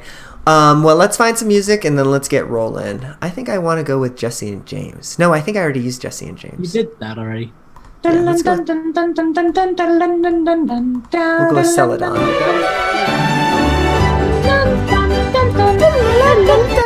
Of course, I only have the Game Boy soundtrack on my computer, so it didn't sound quite blippy enough to recognize it immediately. I just got a Moltres in one throw. Oh, girl. Mm-hmm. Change. All right, here we go. I'm gonna bring us in.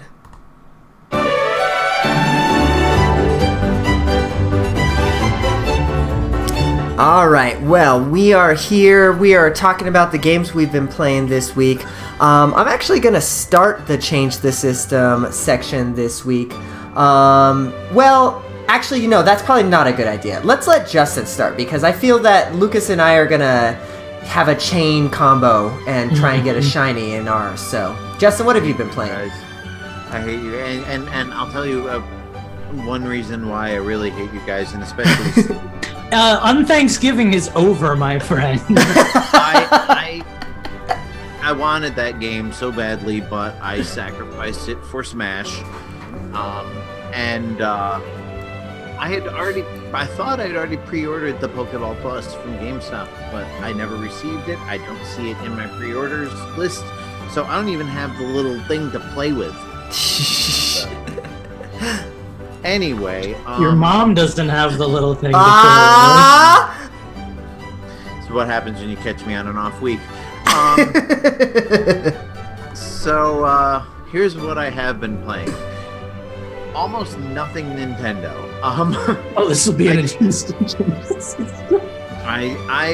Although I did get back into Starlink, and like I played it, liked it, dropped it, never went back to it, and then for some reason I brought my Switch to work last weekend, and I have my couch with all my games. I'm like, you know what? I'm gonna play Starlink, and I played it, and I'm like, oh yeah, this is why I liked this game. It is a good game. And even if you don't have the little toys to play with, it's still a good game because you get all the stuff that you would have with the toys. You just don't have the toys to play with. The downside is I've learned just how handicapped the physical version of the game is because Lucas has all this nice stuff that came with the digital version. No. I bought it physical. I'm just a sucker. Oh, okay. So you bought it twice? Mm-hmm. No, I bought the physical game and then I bought Like I started. Okay, so I know this is your change of system. I will not be long, but I got this game and I was like, okay, here's a pilot I like. Here's a ship I like. I'll pick that up. Then a couple days later, I was like, okay, this ship and this ship. And by like the end of the week, I was like, I have all the ships and all the pirates. All right, so yeah, no, so I'm just their target audience. No, I don't have any. So you just got them digital because they're like half the price digitally. Yeah, exactly. But I feel like I'm missing out on the full game by not having all the pilots and stuff. So like it got me.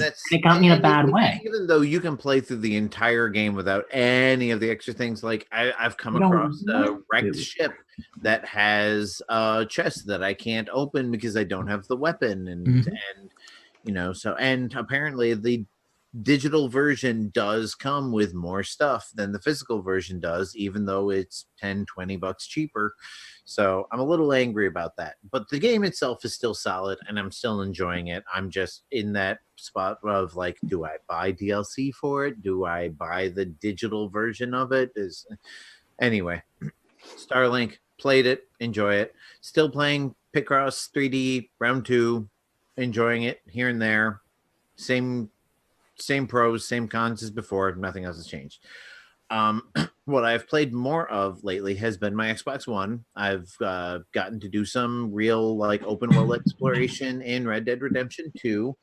I have a little complaint about Red Dead Redemption 2, and I was started on this before the show started. I didn't know how to manually save the game. It doesn't teach you how. When you open up the game, there is nothing. Which is funny because it spends like an hour teaching you everything else. But Yeah. not how to save. Hours spent teaching you every mundane thing about the game that you're probably never going to do again. But yeah, like it doesn't teach you how to manually save the game. And when you open up the pause menu, there's nothing that says game. And if you go into options, there's nothing. What is it? It's under like progress. It's under story. It's under story. So I'm like I haven't done much of the story, so I don't really have any reason to go into story. I never went into story. Story is where you manually save the game. But okay. So my thing is like I get that. I get that that's like a valid. It's bad game design.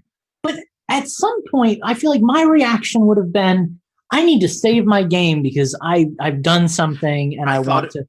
I thought it wasn't an option. I thought it was one of those games where you screwed up. Well, guess what? That's part of your. But like you didn't think to go through all the menus just to check. No, I mean I did. I went through all the menus that I went through. I went to progress. Progress seemed like a very logical place to put an option to save your progress. Nope, it's not in there. I went into options.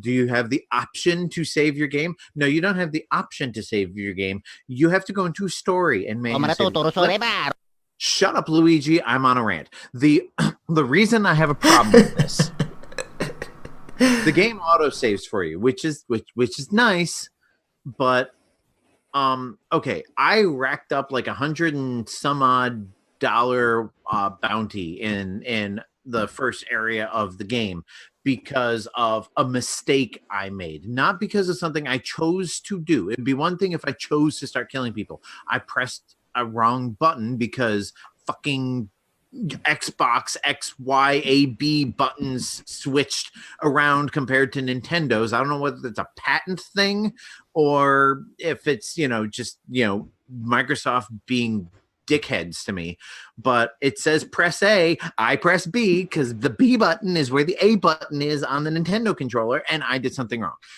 So I ended up with, you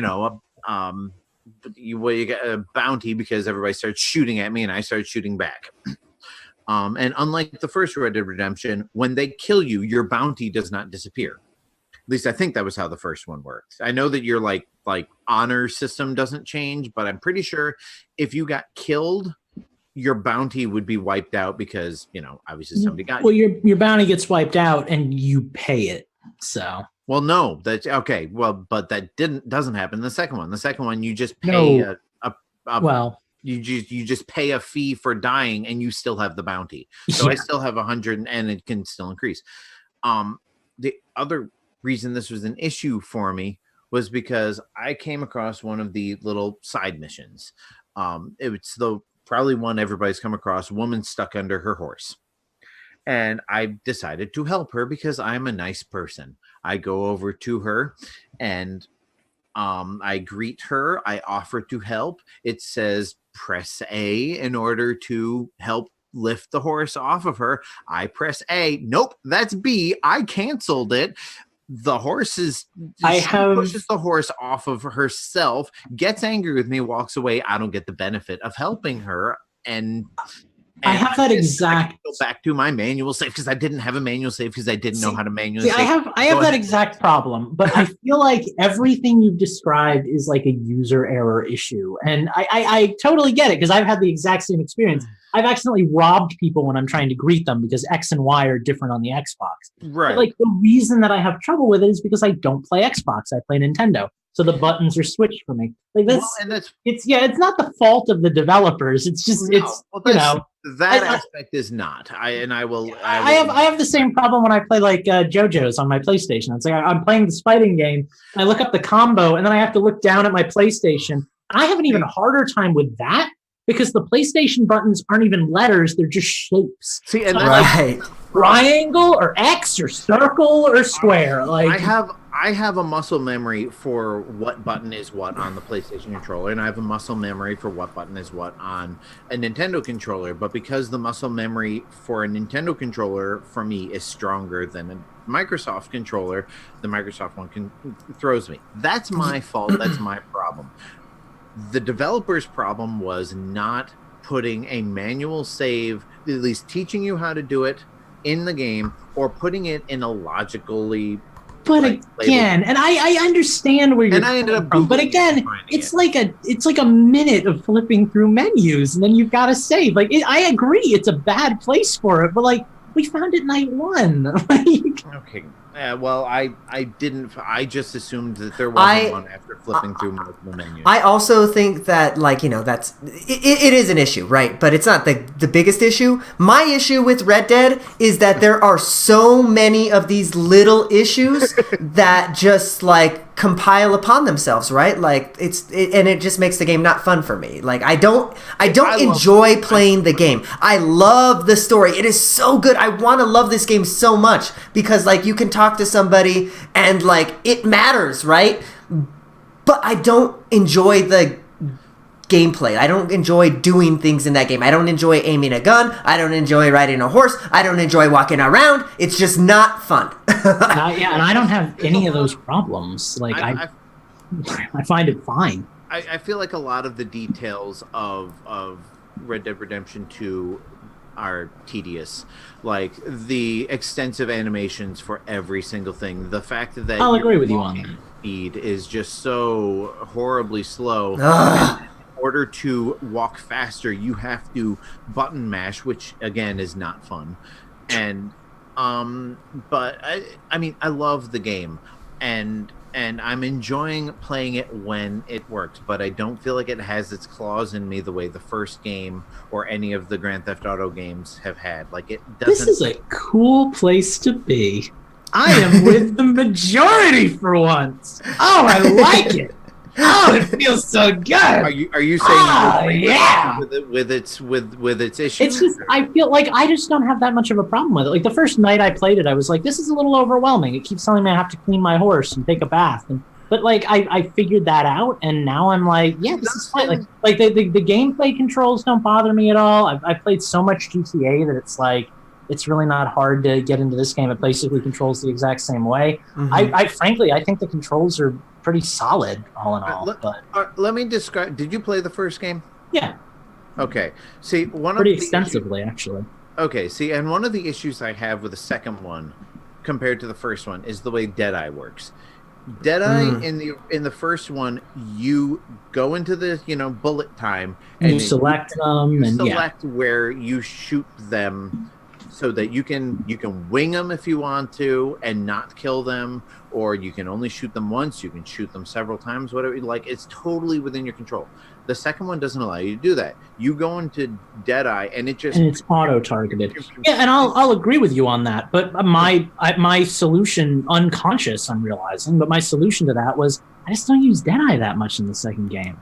Like when I get into a gunfight with a bunch of bounty hunters or something, I just pull out my gun and I start shooting at them. But I mean, I got into a duel, and first of all, the duel was the hardest thing in the world because trying to get the trigger pulled just enough to not draw early, but enough to be ready.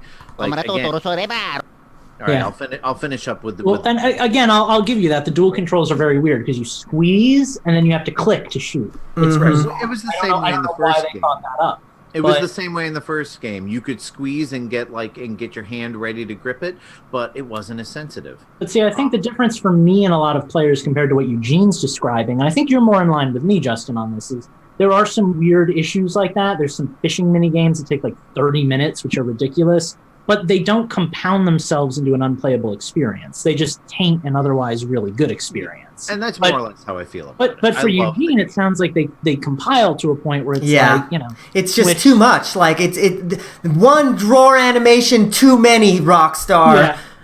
Well, I mean, I've been there. Like Majora's Mask 3D. It's like there's a lot of stuff about it that I really like, but there's so many little changes that bug me that they all pile together. Yeah. And it's like, I can't give you one reason why I don't like the game, but I don't like that the Zora swimming has changed. I don't like that they changed the clock and the location of the bank and the way some of the masks look. And like, it's just a bunch of little things all piled together that make an unpleasant experience. And I get that. I don't agree with it for Red Dead, but I understand it from other games I've played. So. For sure. Well, Lucas, why don't you take us into some of the other games you've been playing, since you're kind of already on it anyways. Did you want to talk more Red Dead, or...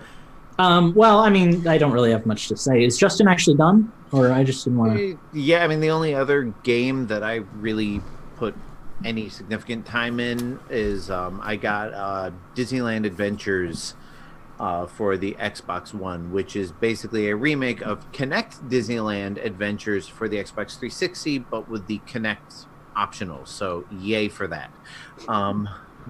And that's whatever. It's probably more up my alley than anybody else's. All right. Yeah, well, I'll chat then, because I haven't been playing much, but what I have been playing, I've been playing a lot of. Yeah, Red Dead, I don't really have much to say about that. That's more Dad's game than mine. Like, I'll jump on and I'll play sometimes, or if something's particularly frustrating, like, I'll offer to do, like, the treasure hunting and stuff, because that's kind of ambiguous and hard to figure out, and I usually just Google it myself, but... no, I've been playing a couple of games. Right before the show started, I started playing Bendy and the Ink Machine, which surprised me because we had, like, as far as I'm aware, we had no indication that game was coming to Switch. And yesterday it just popped up on the eShop. So I was like, okay, I've seen memes about this. Let's give this game a try. It's frightening. I'm a little concerned because I'm 30 minutes into it and I'm already 1 out of 5 chapters through. But we'll see. People seem to like it. It's kind of got a cult following, so maybe I can get onto that and enjoy myself. It's a good little horror game. I played a tiny bit of Monster Hunter by myself. I soloed a Hyper Gormagala, which was a high-ranked DLC. which is going to mean nothing to 90% of you listening to this, so I won't dwell on it. But it's amazing to see when you play this game just how much you grow, both like your own skills and the equipment that you get that makes you stronger. Because that was something that, like, between the 4 of us, we couldn't take down a month ago. So that's always cool. I still haven't hit the level cap in Monster Hunter. I'm at HR 13. Kind of took a break on that with Steve. We've kind of been playing that together. Phantom rushed ahead and kicked our butts, and he's already like HR 80, but we'll get there when we get there. But the reason that we haven't really been playing much Monster Hunter lately is because I've been playing a whole lot of Pokemon. Let's go, Pikachu. You've been hunting entirely different monsters. I'll tell you, man, it's a lot of fun. Pocket monsters. Like Dad was, he was playing Red Dead earlier, and he's like, "Oh wow, I found like a legendary fish. I have to find like 12 of these things. I'm going around different lakes, like looking for them." I was like, "That's a perfect parallel to what I'm doing right now. I'm trying to find this like 130th Pokemon." So I have to go around this lake and wait for it to spawn, and you know. Can I just comment on how dirty hunting pocket monsters sounds after I say that loud? Continue. Just add it to the pile of what we've said tonight. No, we talked about this extensively for a good hour or so on the Pokemon podcast that we did live last Sunday, which will be going up on Infendo.com soon. But I just want to say, while I have a minute to just kind of vamp on my own here, is so much better than I thought it would be. Like, for me, I think the reason it's better for me, and it's going to be different for Eugene, and I wish Steve was here to give his first impressions, but maybe next week. Rest in peace, Eugene. I like a hardcore Pokemon experience when I play my games. I look for, a game that gives me control over my Pokemon stats, and a good team building mechanic, and a lot of strategizing to do. For those battles, I'll probably never have because I only really ever play with Steve anyway. But I look for that like high level Pokemon stuff, and I think I've turned you guys off to that a lot when we've talked about other Pokemon games, because I think I give the impression that that's what the Pokemon games are, and none of them really are. Pokemon is Pokemon is Pokemon. It's all very simplistic at its core. But the games that go deeper than that really get to me. And this game does that, and I wasn't expecting it. I thought this was going to be a very casual Pokemon experience, very quick, easy, in and out kind of deal. I've got like a team. Like, I've been building a team. And like one of the things that... Your mom was a quick, easy, in and out sort of deal. There it was. Thank you, Justin. One of the things... Can I add to my unthankful list? And just Please, let's. Why not? One of the things that really impressed me with this game, it's a first for the series, is there's a person in Celadon City in the Pokemon Center, and you can talk to her, and she asks you this seemingly random question about telling your future by the color of the flower that you pick to water and wilt. But it turns out that when you choose those, you're determining what personality type Pokemon you're going to encounter for the entire day up until midnight. So like choosing your Hogwarts house. Well, so here's the thing about that that's so interesting, because a while ago they added super training, which allows you to beef up your IVs of your Pokemon, which is just like what stats they come with by default. But you've never been able to determine nature other than through breeding.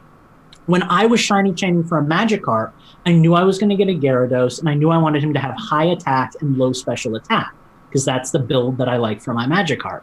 I could preset that and then go shiny hunting. And after I caught my Magikarp, he had the right personality. So now I've got like the perfect Magikarp, and he's shiny, which is exactly what I wanted. I've never been able to like genetically modify a Pokemon to the degrees that I can in this game. And it's really cool because it's allowing me to make my ideal team without having to sit there and hatch like 40 or 50 eggs and settle on getting a male when I really wanted a female, or vice versa. And like, I can do everything I want to do with this game. And beyond that, the game itself is just fun. Like, the towns look nice. We mentioned this on the show too. I hope that this game is the basis for Gen 8. Yes. And whether or not that means... that is a major turnaround for you. I'm incredibly impressed with it. And I'm humbled by how much better it is than I thought it was. It's a real Pokemon game. Whether or not the Pokemon battles in the overworld are still there, if everything else about the game is the same, but it's a new environment with new Pokemon and everything, I'm there. Like, it's a solid game. I miss the overworld battles the most, I think, out of the three of us that we talked about. I don't miss them, but then I get to like fight Zapdos or Moltres, and it's like, yeah, I kind of miss like just having those battles first. But it's a fun game, man. And I did not expect that. So I've got to be like 35 hours in at this point. Like, I have just been on this game, and I will 100% it. I will catch all 150 Pokemon, which is a first.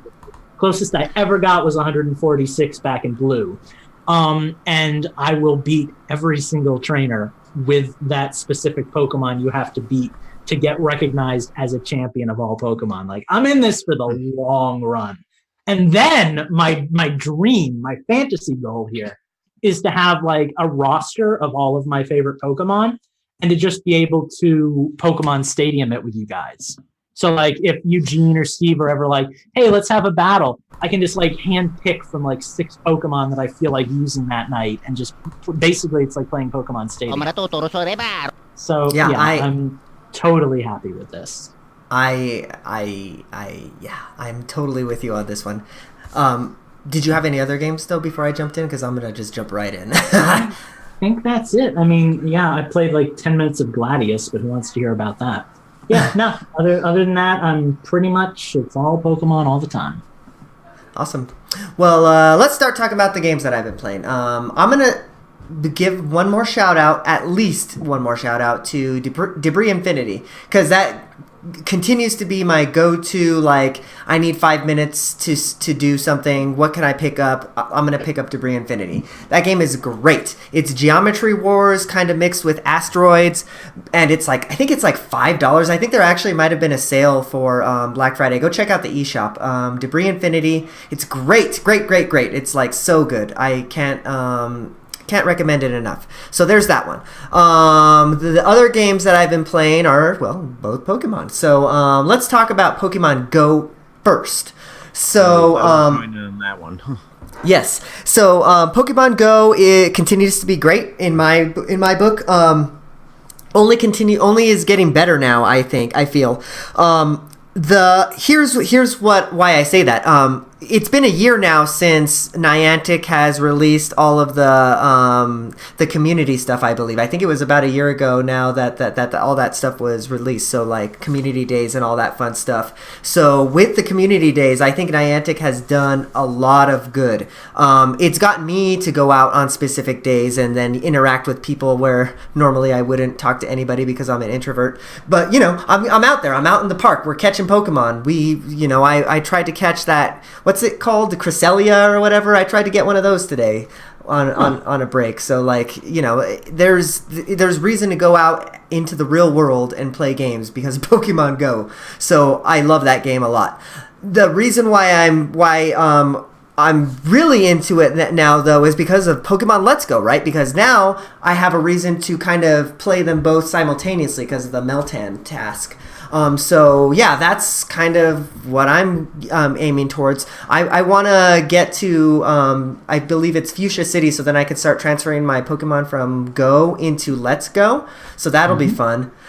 Yeah, so let's talk about Let's Go. It's so good! I don't miss the Pokemon battling aspects at all for wild Pokemon. Not one bit. It's weird how just like supplemental it feels once you get over it. Yeah. The first time I did it, I know I'm just going right back into this. The first time I did it, I was like, oh yeah, there's no battles. That's a bummer. But then you get used to it and it stops mattering. Yeah, and I haven't played Let's Go, obviously, but I play a lot of Go. And like, I feel like catching Pokemon in Go is far more interactive because it's not just a matter of, press A to win, just, draining the HP and whatnot, but you actually have to be precise in how you throw the Pokeball and, which Pokeball to use and all that stuff. So if Let's Go is anything like the way Go does it, I feel like it would actually be more fun because you're actually interacting in real time with the process.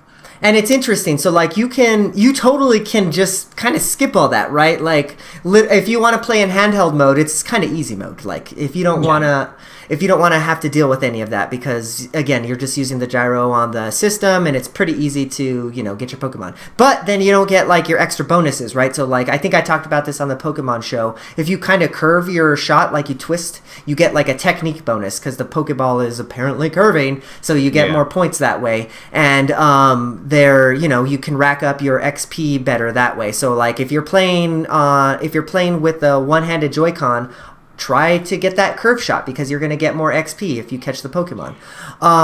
Another thing that I'm really enjoying about this game though is that like it kind of is the culmination of what Pokemon has become over the last 15, 20 years or whatever, because it kind of has little aspects of of all the games I feel, and has brought the best aspects of all of those games.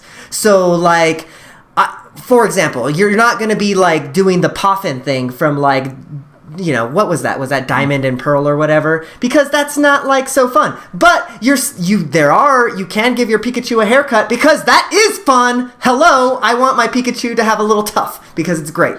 I apologize. You want your Pikachu to have an afro. I do want my Pikachu. Oh my god, if that was a thing. What?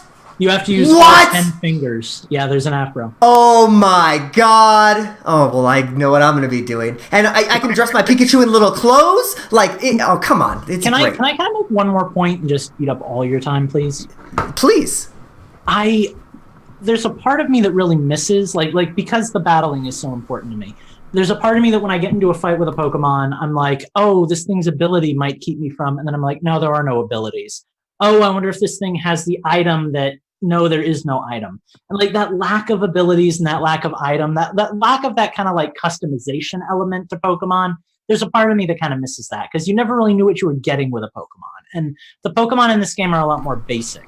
Sure. But there's also kind of like a refreshing, like I'd miss it long term, but there's kind of a refreshing quality to kind of going back to just like those Gen 1, like, okay, so it's a Psyduck, so it's not going to do anything weird, it's just a Psyduck, Right. Like you come to expect that. So when you crash into a Pikachu with a physical attack, you're never going to get paralyzed because he doesn't have stuff, Like, there's a part of me that kind of misses that aspect because it allowed me to come up with some really cool, like, team dynamics and stuff.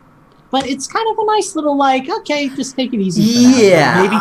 Maybe that'll be back in a year, I think that you're right. And there are things that are a little bit watered down, just like that, right? But, like, for the most part, like, all of it is there. Like, you can EV train, you can IV train. Like, everyone is here. Exactly. And what I really appreciate about it is, amongst the million other things, is number one, the lack of random battles, because that is so refreshing to just be able to like run through freaking the dark cave. Oh my god, yeah. Oh, or even Diglett's tunnel, man. Like that even gets annoying. Yeah, no, you choose when you're fighting now, which is so nice. Yeah, for sure. I totally agree with that. So like that is a huge change. But number two, it doesn't feel as grindy, like, because when I'm catching Pokemon, I'm also leveling them up. So I feel like it might be me, but I feel like I'm leveling up a lot quicker and progressing a lot faster than I normally would in a standard Pokemon game. Well, it also really spreads out the like, I've actually had times where I've had to put Pokemon away because I'm like, I don't want to be too strong for the gym. So like, let's back up and evolve some weaklings to get the Pokedex data. For sure. Yeah. All right. Well, I could talk about Pokemon Let's Go for another like hour, honestly. But let's pause it for here. I haven't really been playing anything else of note, so I'm kind of done with my change to system section anyways. And anyways, Steve will be back next week, so we'll all be gushing about it some more. So, okay. And I still won't have it. Well, when you get it, I'll gush right there with you, buddy. I totally will. Okay, so with that, we are going to close out the show. But before we do, I want to give a special shout out to our contest winner. If you were with us in the chat, you would know that we were giving away a beach towel this week. And our winner this week was EP Knothead. So EP, if you haven't already, go ahead and click that link that was in chat there, and we can make sure that that gets sent out to you. I'm gonna post it one more time in chat just in case, but let me know if you if you have or have not gotten it. Let's hope that he's still listening live. Well, it says he's still in chat, so I just I'll just post it one more time just for sure. But yeah, so as we get ourselves out of the show, I want to thank each and every one of you guys for tuning in to us live if you did. If you didn't tune into us live and you're listening to us on the Purdue show, you know, we love you just as much. The thing is, we are, you know, we're just a small little Nintendo podcast, but I feel like we have the most heart out of all of the Nintendo podcasts. So thanks for sticking around. If you want to follow us and everything that we're doing, make sure to go to Infendo.com. Go to Infendo.com/store if you want to buy a cool beach towel. If you didn't win one tonight, you can still do that from there. Other than that, follow at Infendo on Twitter, and you can follow myself at Infendo Eugene. Where can the people find you and your beach towels, Justin? You can find me on Twitter at InfendoJustin. You can follow my other Disneyland discussions, or Disney World as it were, at Utilidork. And check out the website. Hasn't been updated in a while, but more traffic gives me more reason to do more with it. So, very nice. Lucas, where can the people find you? The people can find me on Twitter at ChromaticHue, but I might not get back to you because I don't really like using Twitter much these days. I kind of got forced into it in the first place, and I'm remembering why I gave up social media. You can also find me at a much less friction-filled website, which is ChromaticHue.com, if you want to get up to date on what's going on with my game. Still haven't updated the website in a while, kind of like Justin, mostly because I've actually been working on the game, but it's there and you can check it out. So please do so. Awesome. Well, all right. Before we get out, I would be remiss if I forgot our fourth co-host, Esteban. So make sure that you also follow him at Gentis1 on Twitter, and you can, have fun with that. And I don't know what he's doing these days, but he's probably playing some Pokemon and posting about that. So yeah, go follow him. So before we get out of here this week, one of our lovely patrons and one of our lovely listeners and one of our just all-around great people, JZ Beast, he went ahead and redeemed his coins this week. So if you don't know, every time you watch us on Twitch, you earn coins. And JZ just redeemed 200 of them, and we get to sing a fantastic rendition of Calamari Ink Nation right now. So that he posted the lyrics to for us, so we can try to sing these made up lyrics to this song from a freaking video game that we're not going to be able to pronounce because the words aren't real. And I also don't know the soundtrack intimately enough to know what it's the big song from like the end of each story. So yeah, we're gonna play that here. Thank you for listening to us. If you were on the Purdue show, stopped working again. you're gonna have to watch us on Twitch or YouTube later on if you want to catch this rendition. But thank you one and all. We'll see you all next week. Bye bye. Good night. Sorry about Nintendo's. Wait, what is the plan for this? Oh, okay, we're cutting. So we're cutting that, and now we're going to do it now for just the live. Yes, exactly. Because all right, so it's not too late to make just switch your vote and have Eugene sing the music from Sonic Adventure 2 instead. I see you wanting to do that. You should switch. Would you like to switch your vote? Does everybody have their lyrics ready? I do, but how are we gonna? It's gonna be the three of us trying to say made-up words. It's gonna be to great. A song that. How much do we have to do? It's a 3 minutes. It's a 3 minute song. I figure we go through at least the first stanza of the lyrics because I think it repeats like 4 times. We can't do all 3 minutes. I will literally die. Yeah. All right. Well, here we go. Get your vocal cords ready. Do we have music to go with this? Okay, of course we do. I don't know when it starts. It starts with yeah. I'll give you the thumbs up. Wait. Thank you. 3, 2, 1. Now. Yauna Mari Marikaru Jiku Yuji Mirkasu Kirk Yurkukamu Yakamikaru Nuna Nabiuru Man now. Oh, we're not singing anymore. Well, Now.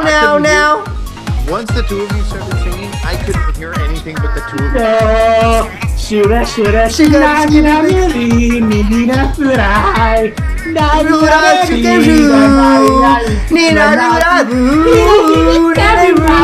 Now, Yaunari Mari, Mikaru Eri, Chikaruka Maki, Kikarukara, Makanika Dadaru, Nina Muna Badamu, Fushimi.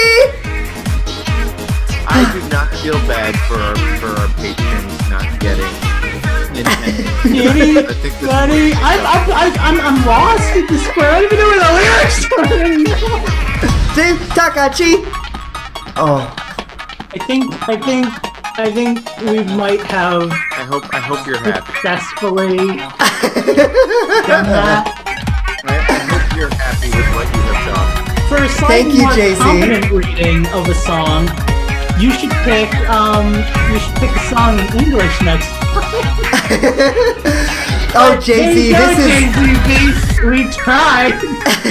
Jay-Z. This is most definitely going to be in the bloopers if Justin is doing his job correctly. Thank you very much. We appreciate it. That was actually So it's only Eugene and Luke. I'd like to point out that I actually tried, but man, it's hard to read fake words. Well, not only that, but as soon as the two of you started singing, I heard nothing but the two of you singing. So I didn't have a melody or a rhythm to go Oh, by. thank God, Nonsense. Chris's radio was buffering the entire time. I know, right?